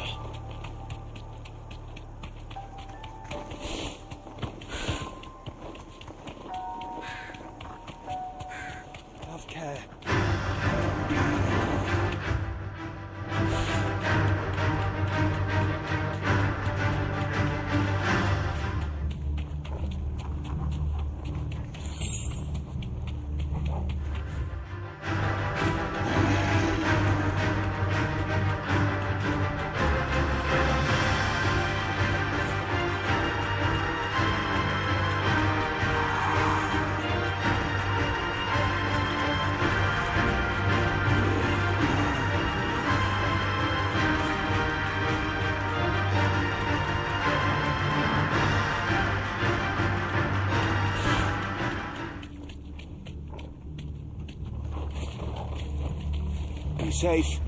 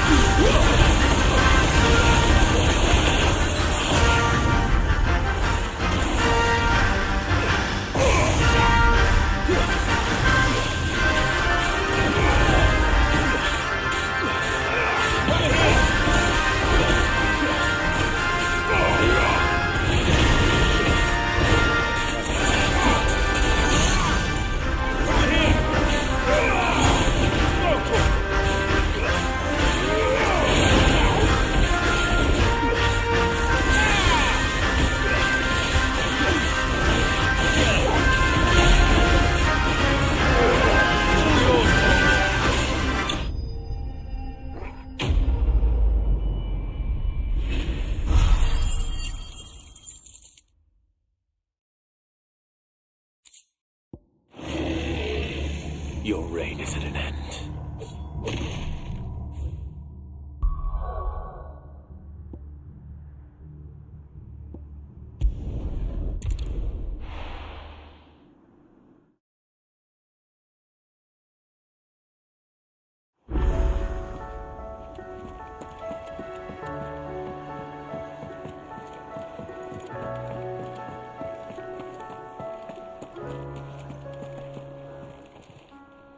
Still alive, are you? Go on, then. It's rubbing me blind, you know. So what do I owe the honour? What do you want? No scratches, right?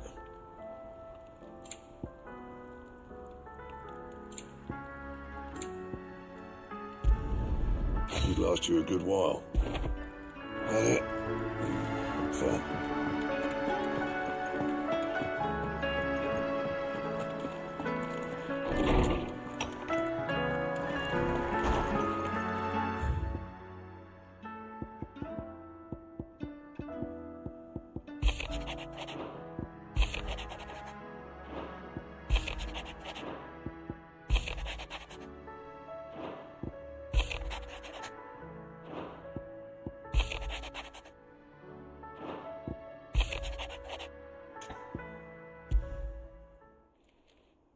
It's usually me making demands of Harpocrates. I wonder what this is about.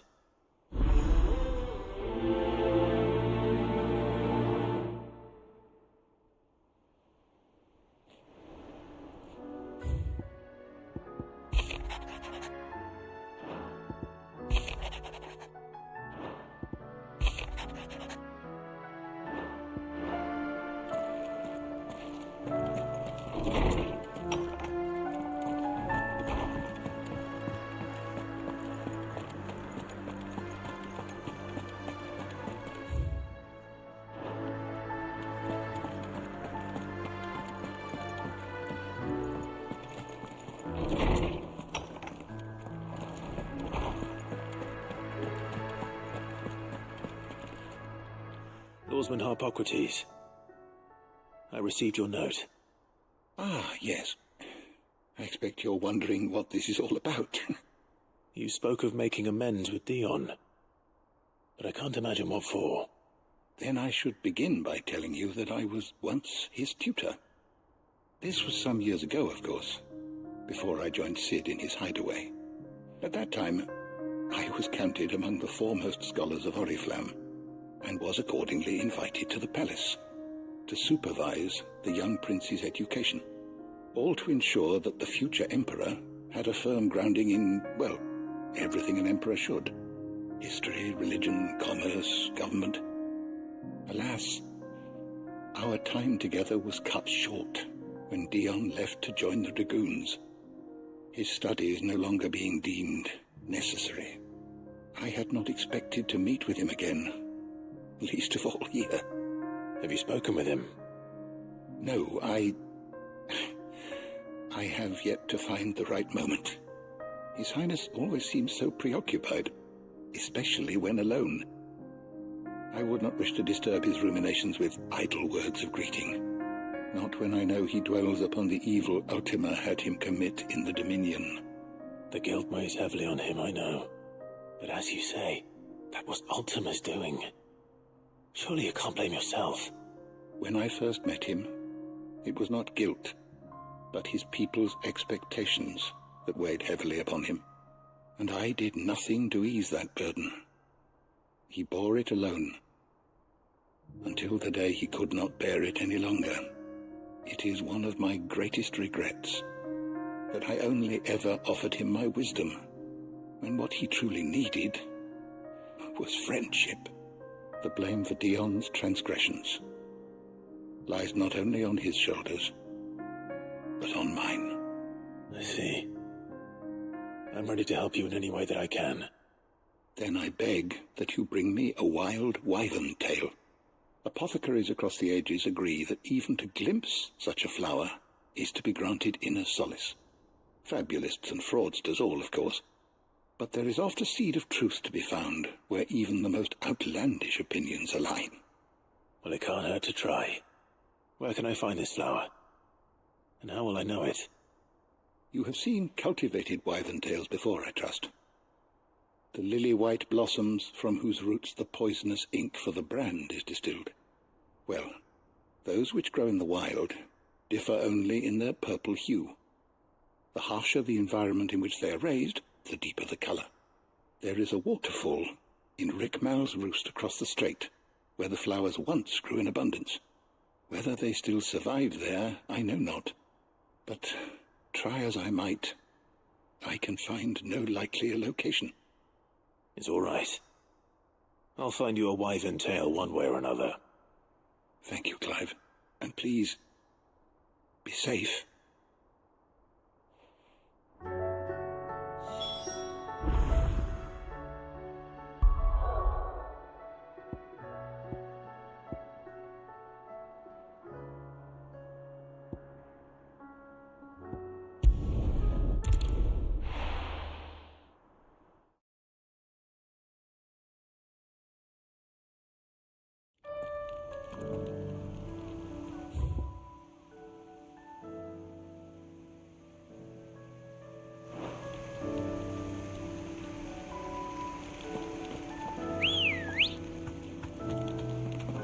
Let's go.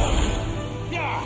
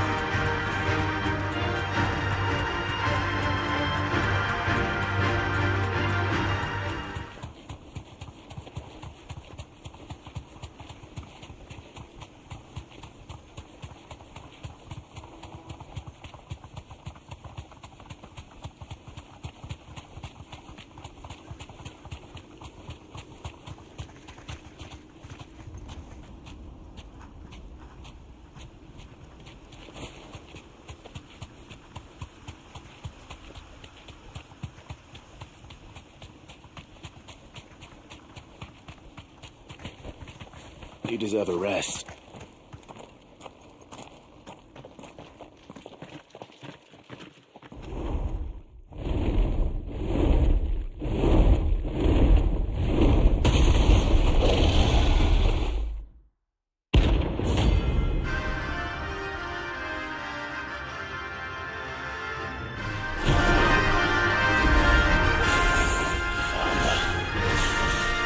Beast isn't to be trifled with.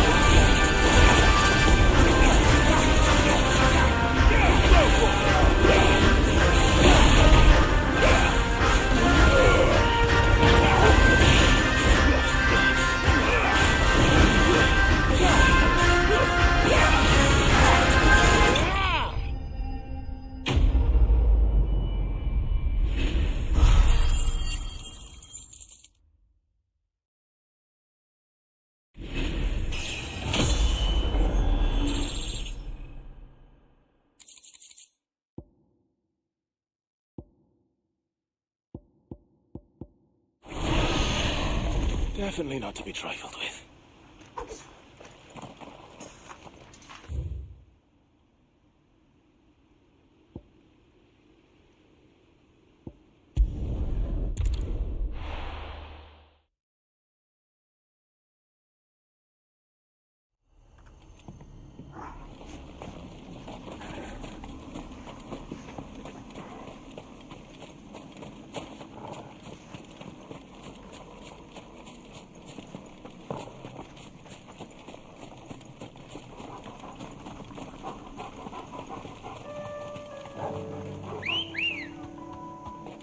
Good girl.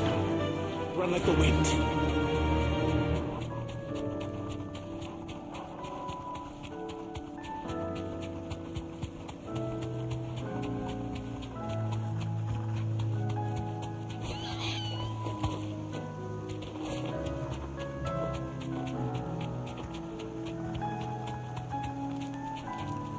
I can walk from here.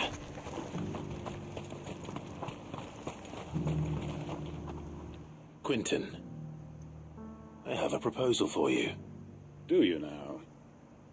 Something tells me you'll be asking more of me than a cask of Gotand gold. Go on, then. Propose.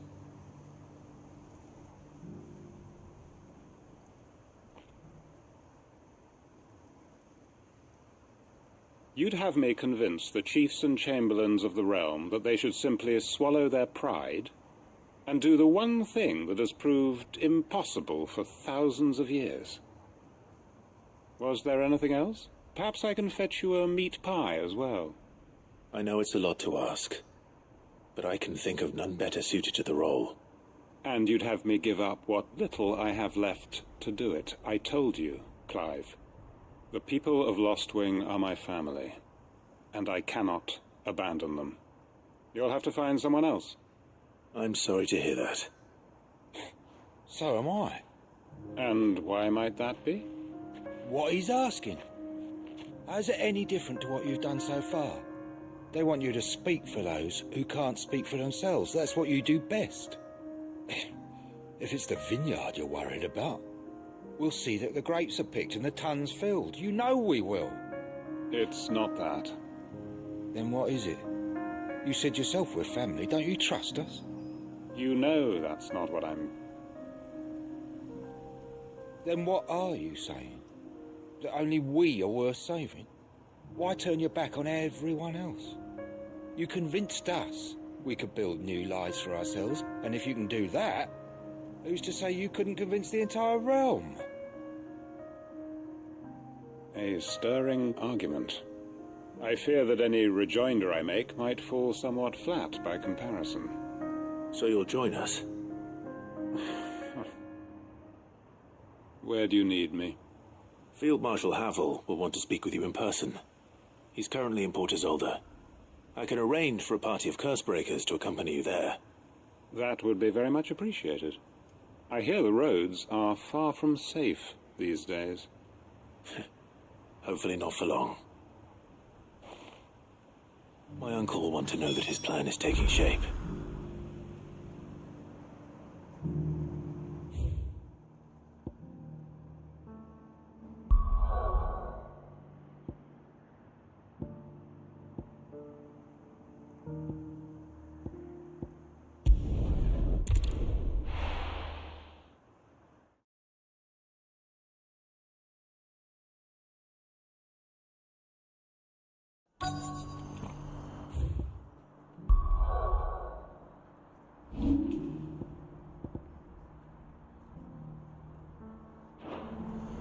Let's hope one of the merchants here has what Gav needs.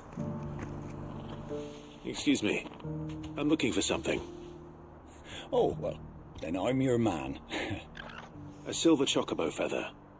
Oh, or maybe not. Though you're not the first to mention the bird around here. There was a man stopped by the rest not long ago, claiming he was attacked by a silver chocobo. Near some guide hovel, not far from Eastpool. Most took him for a braggart and a liar, but who knows? Perhaps there was some truth to his tale. We'll see. Thank you.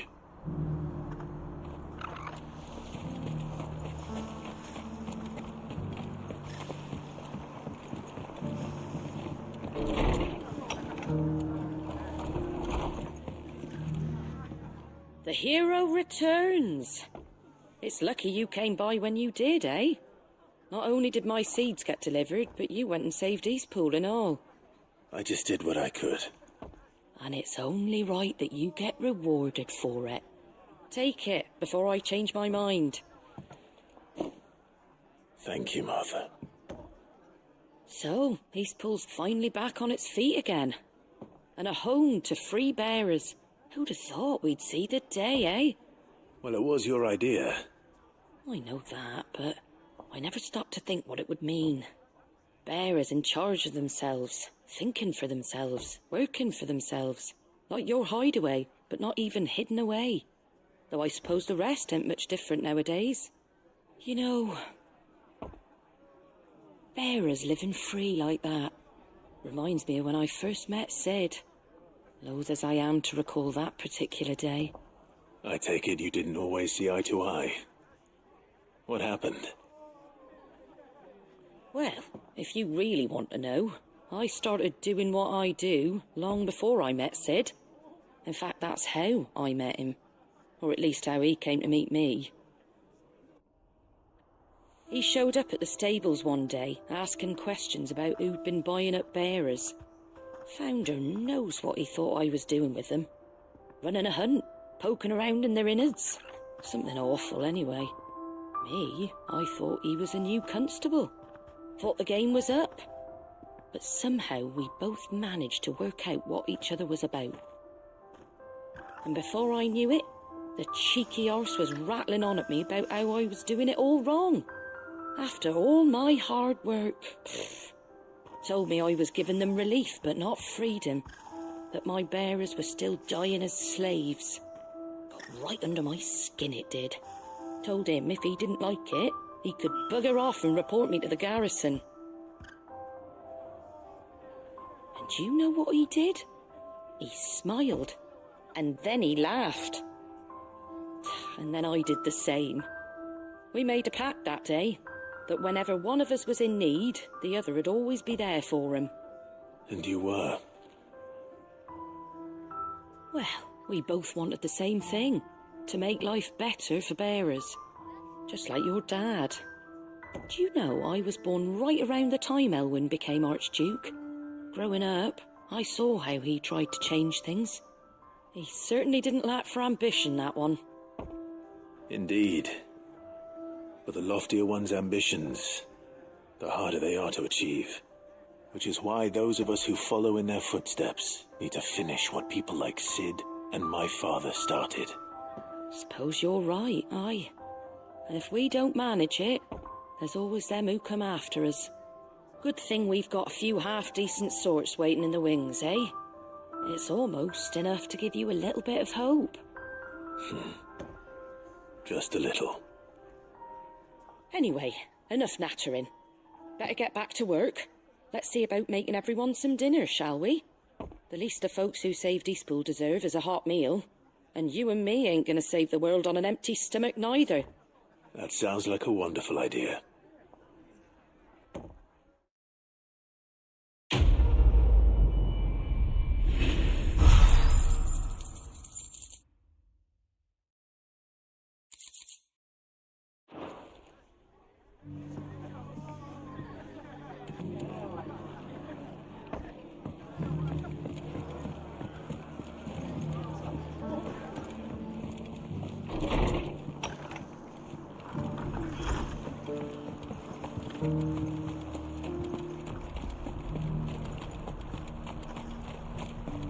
It doesn't still hurt, does it? Oh, 1,000.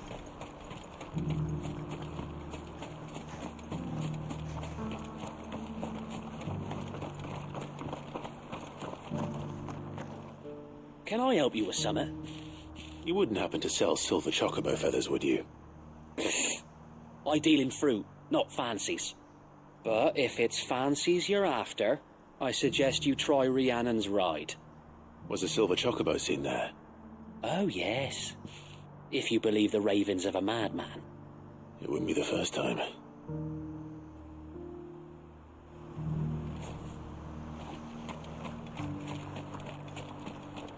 I'll build a barricade so sturdy, even a bandit...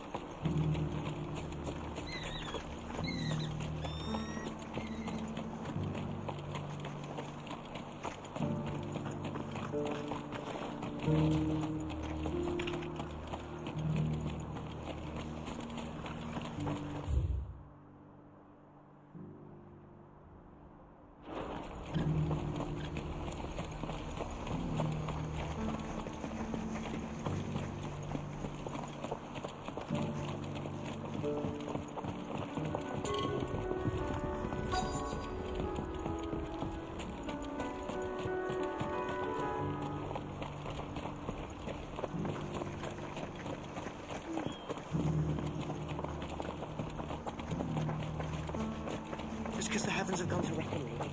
I've got greens of all shapes and sizes.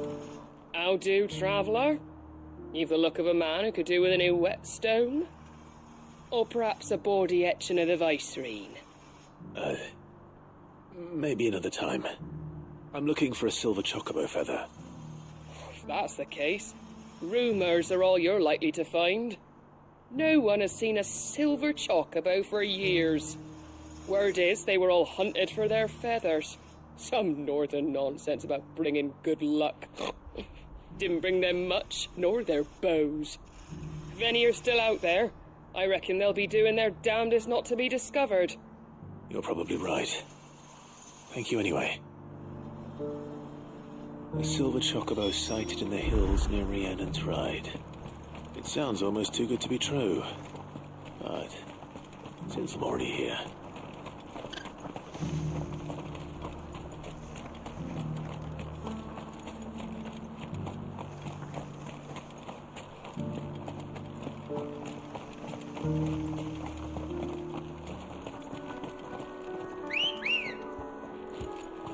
Come on. Faster!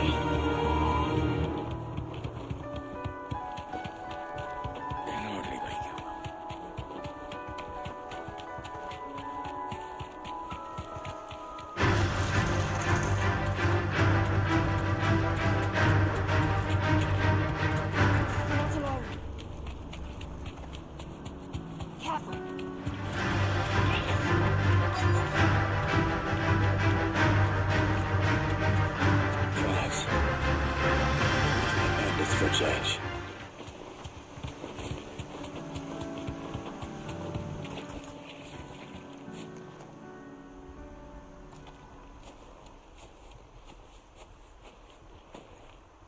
More tracks. And these look fresh. The chocobo was here. And recently. Perhaps it still is.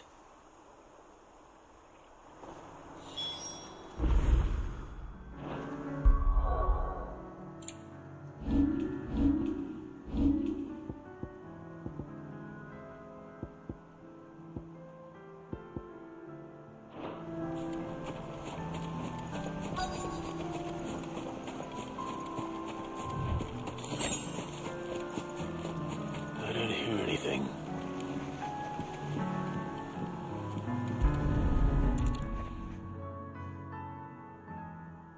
Well, I'll be damned.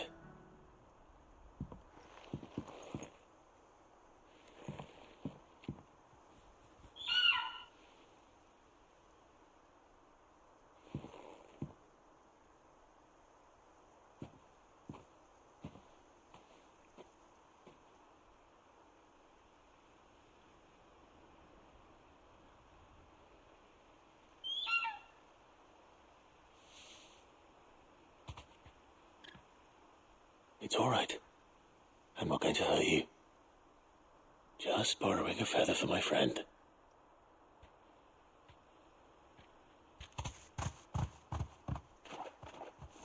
Thank you. Let's get this back to Gav before they change their minds.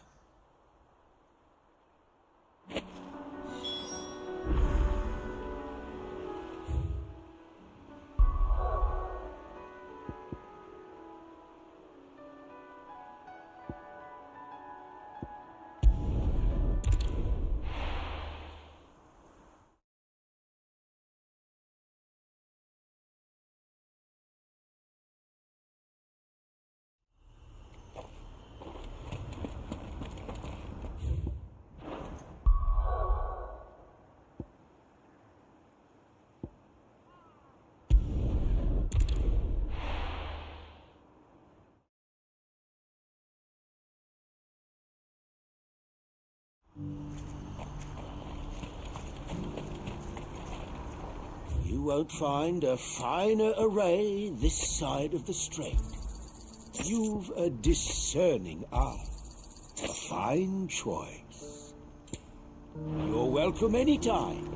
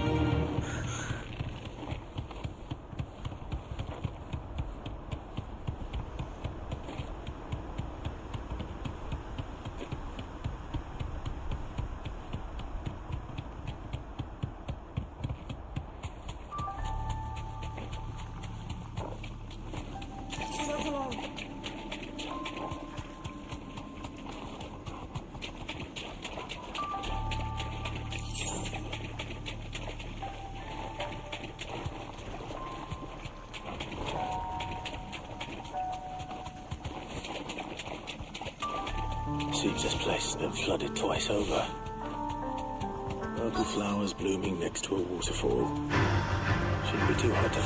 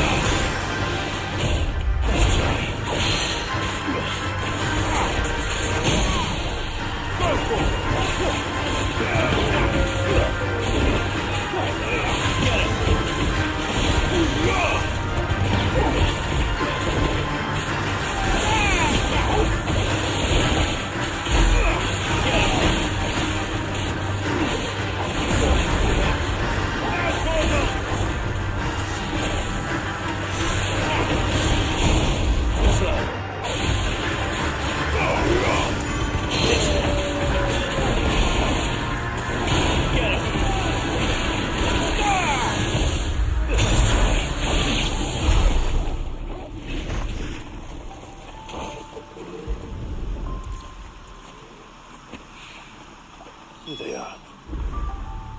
Might as well pick them for a bunch, I suppose.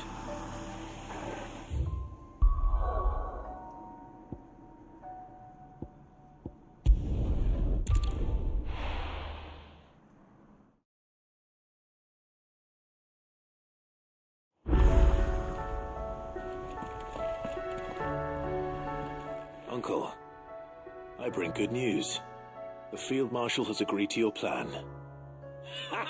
Of course he has. I didn't doubt you for a moment, dear boy. Rutherford is accompanying him back to your manor in Port Isolde as we speak. They will await your return there. As will one other. One other? Who, exactly? Lord Havel was concerned that even if he could get the realm's armies to agree to an accord, he might not be as successful in convincing those with political power. He asked if I might have a solution, and I suggested a certain Imperial Lord Magistrate turned Liberator. One of your co-conspirators?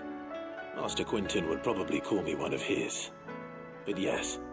Another outlaw, then. Just the thing we need to put these rotten politicos in their places. Good thinking, Clive. I'm glad you approve. The more the merrier, eh? Uncle, assuming Havel and Quinton can solve our problem with the armies, You still haven't mentioned how we might manage the grain shortages. Oh, don't you worry, my boy. The 7 high houses will be seeing to that. They have all agreed to make the most generous of donations. Oh, of course, it did take a little persuasion, but luckily I had some unexpected help. From who? Why, you, my boy. Rumor has it that you rescued the Lady Ariane's head steward Rockford from a horde of bloodthirsty bandits. It was more of a handful. Well, the old battle-axe was so pleased. She had a shipload of talents delivered to my private docks by the next new moon. And when the other houses saw the parsimonious old crone's purse strings finally loosen, they as good as tripped over themselves in the rush to follow suit. I'm happy to hear it. Now, I must be getting back to the manor. Join us there at your earliest convenience, would you? Of course, Uncle.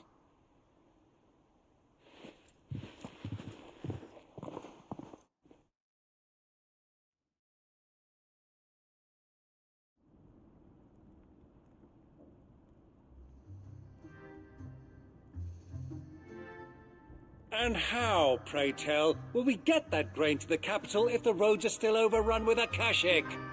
You'll find another bloody road. I only have so many men, and I'm not about to send them headlong into an ether flood. That is, unless you'd have them turn as well. Well, I'd certainly eat less. Says the man with a belly bigger than a band of curls. My soldiers actually need their rations. Without any food to keep them going, they'll be dead even before you've sent them on your fool's errand. If I may, gentlemen, perhaps I might suggest an alternative approach. Though supply routes are indeed disrupted, there is no shortage of ships. Indeed, they bob away in every bay from here to Randalar, awaiting a safe haven. Allow them to make port and fill their bellies full of grain. And once those who crowd the cities are fed, ferry the displaced back to the countryside to work the fallow fields. But I'm sure that you wish to continue your discussion. Forgive the interruption.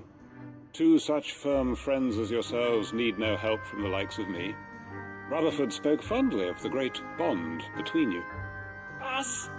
Friends? I can't stand the man. Clive, I'm beginning to question the quality of the company you keep. And what kind of company were you expecting him to keep? The man's a criminal. Criminal? How dare you?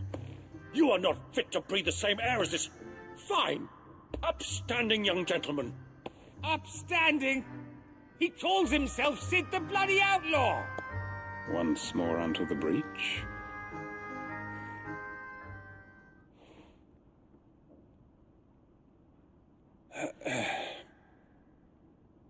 Shall we begin again?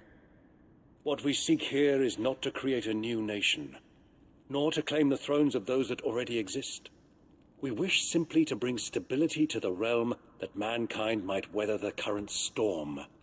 And to do that, we must convince those in power, the generals, the statesmen, the nobles, that our cause is just. There will be disagreements, yes, and I imagine some resistance, much resistance. But we cannot let that deter us. If we show them the path, show them that we walk it ourselves, then I am confident they will follow.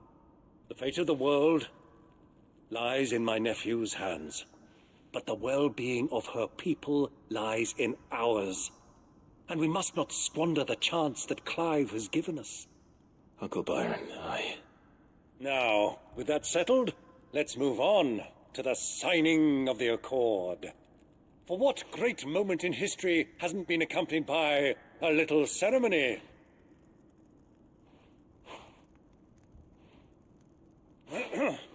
Citizens of Valisthea, I present to you the Triunity. Rutherford, Mike Will.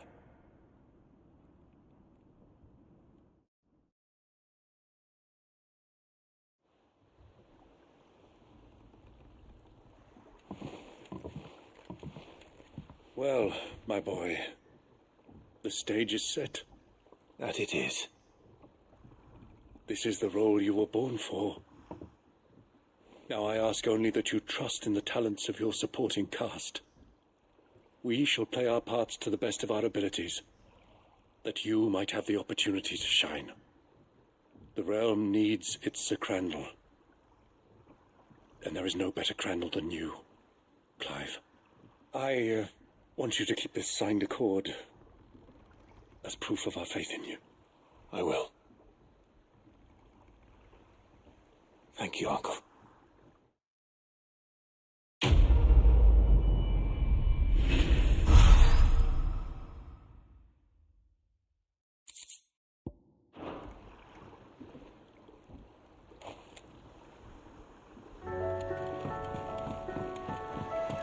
What do you think that thing is?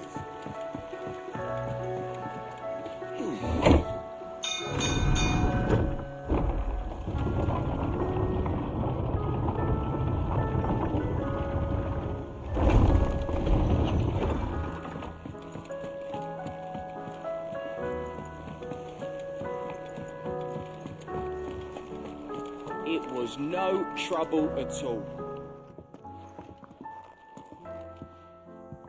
Clive, you're back. How'd you get on? Any luck? Any luck, you say?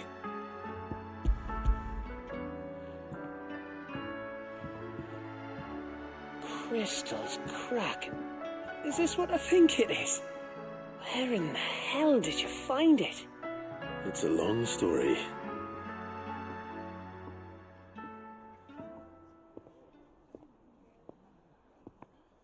Right there on the road to Eastpool. Who'd have thought it? Everything up there's been abandoned for years. The empty cabin made for the perfect shelter. Though I fear my presence may have forced the poor creatures to look elsewhere. Don't blame yourself, Clive. The Blight's right on Eastpool's doorstep. They'd have had to move on before long, even if you hadn't have turned up. They'll find a new home. Trust me. After all, that's what us endangered animals do. Anyway, what matters is, you managed to nick us one of their quills before they could run off. And now all that's left is to fix it to the carving. I didn't know you could carve. Reckon there's a lot you don't know about me. Like the fact I'm as good with a whittling knife as I am with a sword. And that bone Ember gave me's a dream to work with. What did you say it was from again? An Avis? But it weren't your Avis, Sid. I slew one of my own at last. So all those long nights in the pit finally bore fruit. I'm proud of you, Ember. Don't speak too soon. I ain't done my trial yet. There we go.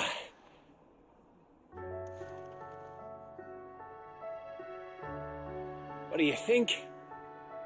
I think if you ever hang up your scouting cap, you'll be able to make an honest living. Now will I? I should go and see if Ed is awake. Give it my best. You can give it to yourself.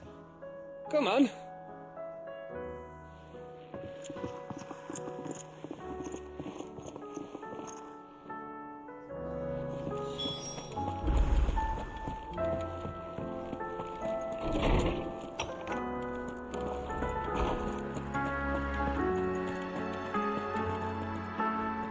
Oarsman, I found the flowers you were looking for.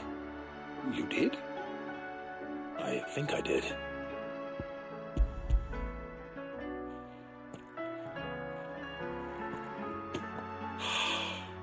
You did indeed. My dear boy, thank you. You wanted to make Dion a gift of one, did you not? Shall I invite him to join us? Oh, I don't... It's no trouble. I'll go and fetch him.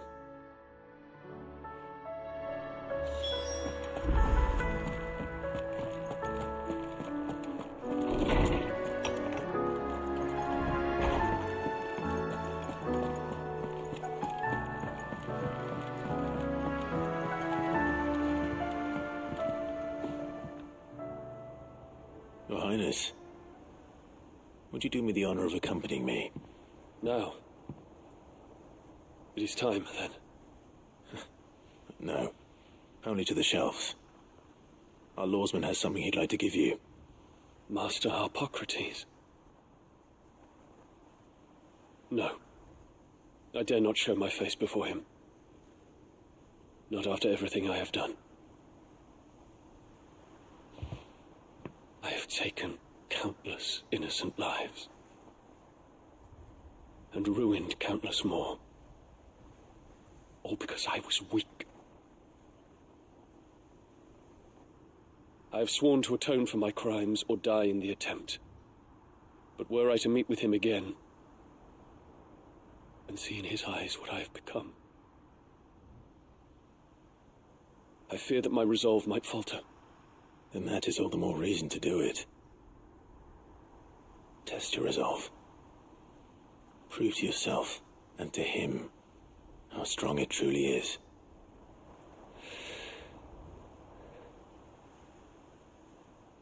You are right. I must, at the very least, offer him my gratitude. Very well, then. Take me to him. Follow me.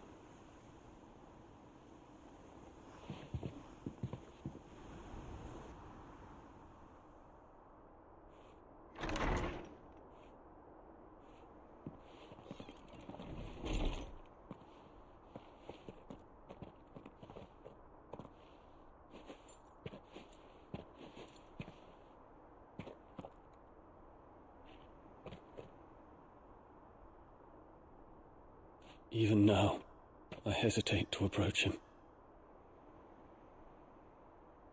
What must he think of me? You'd be surprised.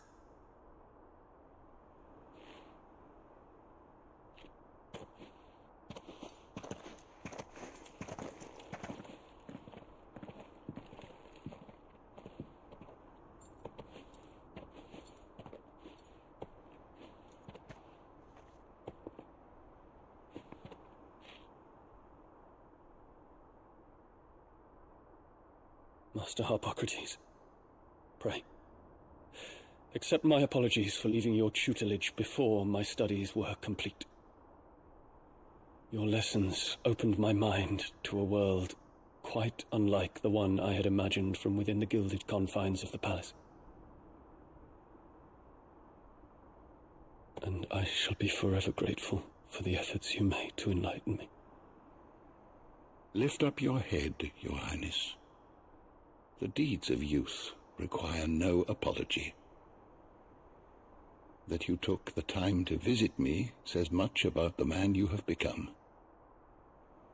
Now, there is something I would like to show you.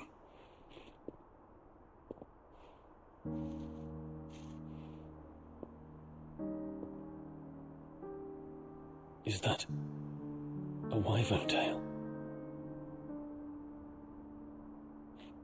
The color is unfamiliar to me. Because it is unique to those found in the wild. Something in the harsh environments in which they grow lends them this striking hue.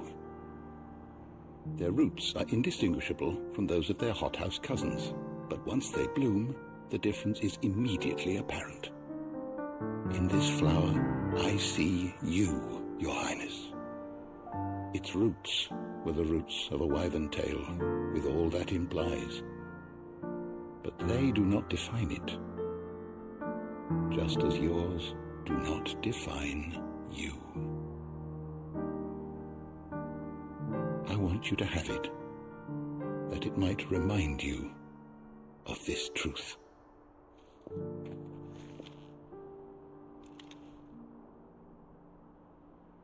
Master Harpocrates, I would ask of you a service. Keep your gift until I have fulfilled my duty to the realm, for only then shall I be deserving of it.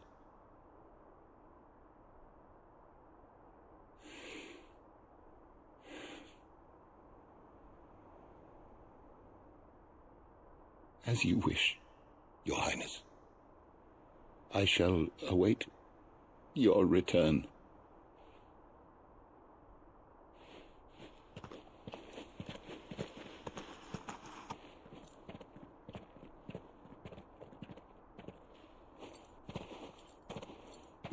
Our roots do not define us. No wonder my stepmother didn't like him. For reuniting me with memories I had thought long lost.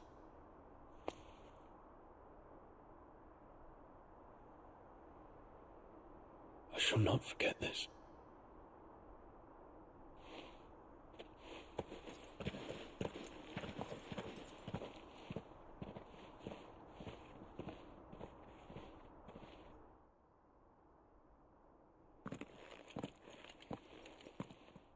Thank you, Clive. Were it not for you, I fear I might never have found the right moment to speak with him. Not to mention the wyvern tales. I shall plant their seeds, that I might not disappoint His Highness upon his return. I hope the soil in the hideaway is to their liking. Why, these flowers bloomed in the bleak, black wastes of Waloed. I'm sure Nigel's yard will suit them to a T.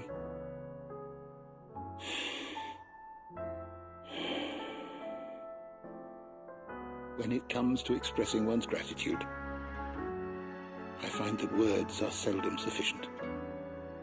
Here. What's this? A stolas quill. Or more precisely, my stolas quill. 'Tis said that an owl's feathers are steeped in the wishes it hears over its long lifetime. All those words just waiting to pour out onto the page. So consider this my wish for you. That one day you may put down your sword and pick up that pen. Well, when that day comes, I'll certainly have a lot to write about. Thank you, Harpocrates. I shall have pride of place in my chamber.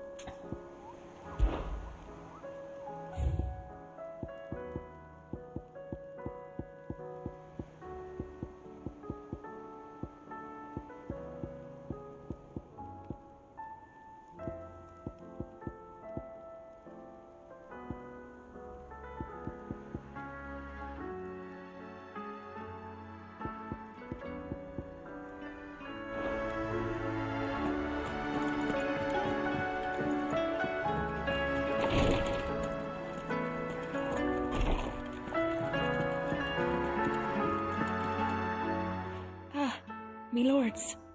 How are you feeling? Well, thank you. Is something wrong? Wrong? No, nothing like that. What it is... Go on, please.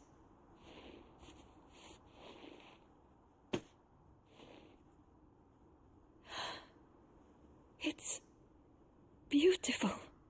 Did you make it? We did, aye. It's from all of us here at the Hideaway. Your new family, like. It's a good luck charm. We may come up north when a band's on the way. I mean a baby. To let him know that they're part of the family too. Oh, I hope you like it. I don't know what to say. I thank you, me lords, for everything. If there's anything you need, just let us know. I will. Clive, fancy a swift off? I'm thirsty. I could be convinced.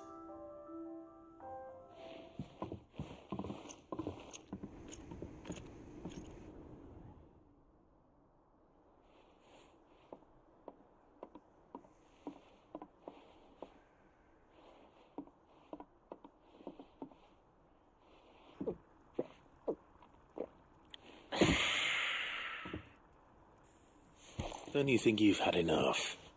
Oh, we're celebrating. I'm gonna be a father. I think Edda might have something to say about that.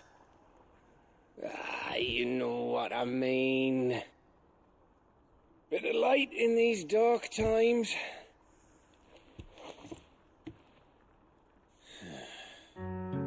Wasn't long after me 10th name day, my mum told us she was with child again. I was over the fucking moon. I was looking forward to having a little one to lord it over, what with me being the runt of the litter. Thought I'd finally have a chance to prove to the world that I could be a big brother. Imperials came the day she went into labour. Had myself a baby sister, and then I didn't. My whole family gone in a blink, while I hid in the cellar like the spineless little arsehole I was. Great brother I turned out to be.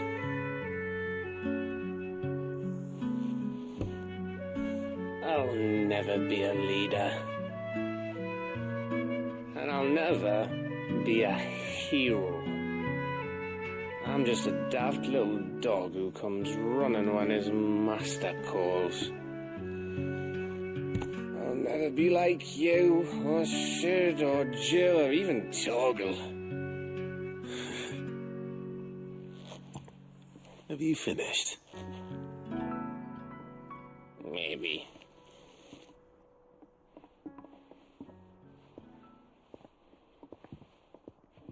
Do you know why you're our best scout? Because you don't need anyone to hold your hand. Without your resourcefulness, your courage, your determination, I don't know where we'd be. Maybe hanging off a cliff like, That was only the once. Exactly. You learn from it. And here you are after Founder knows how many missions, stronger for everyone. And let's not forget Rosalith. Who was it who freed me from the dungeon? Who was it who ran to Jill's rescue? That would be me. Because you're our brother, Gav. My brother.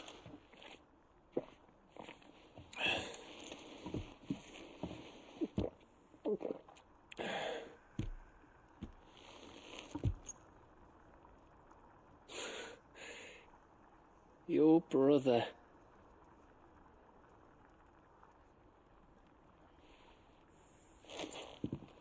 Which means that when the time comes, I get your room. And your sword.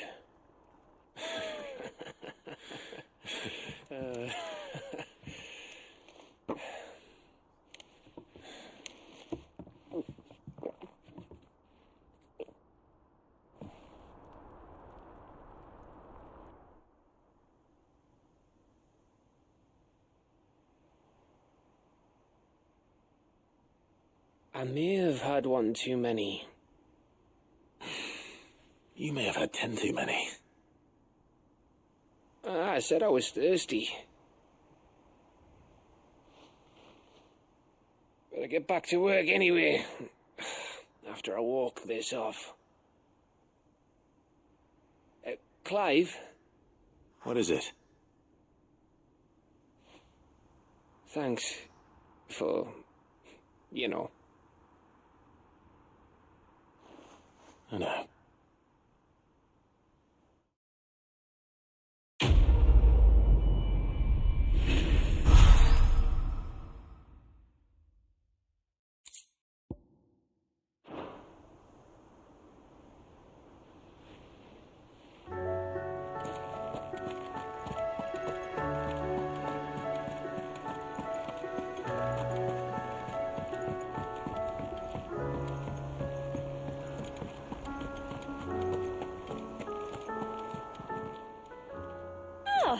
wasn't expecting you back so soon. You earned this. All done?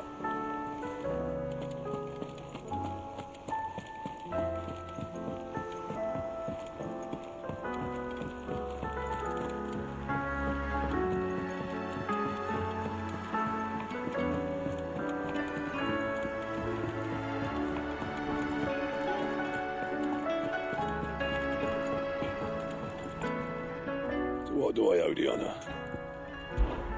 So, will it be? Not bad, if I do say so myself.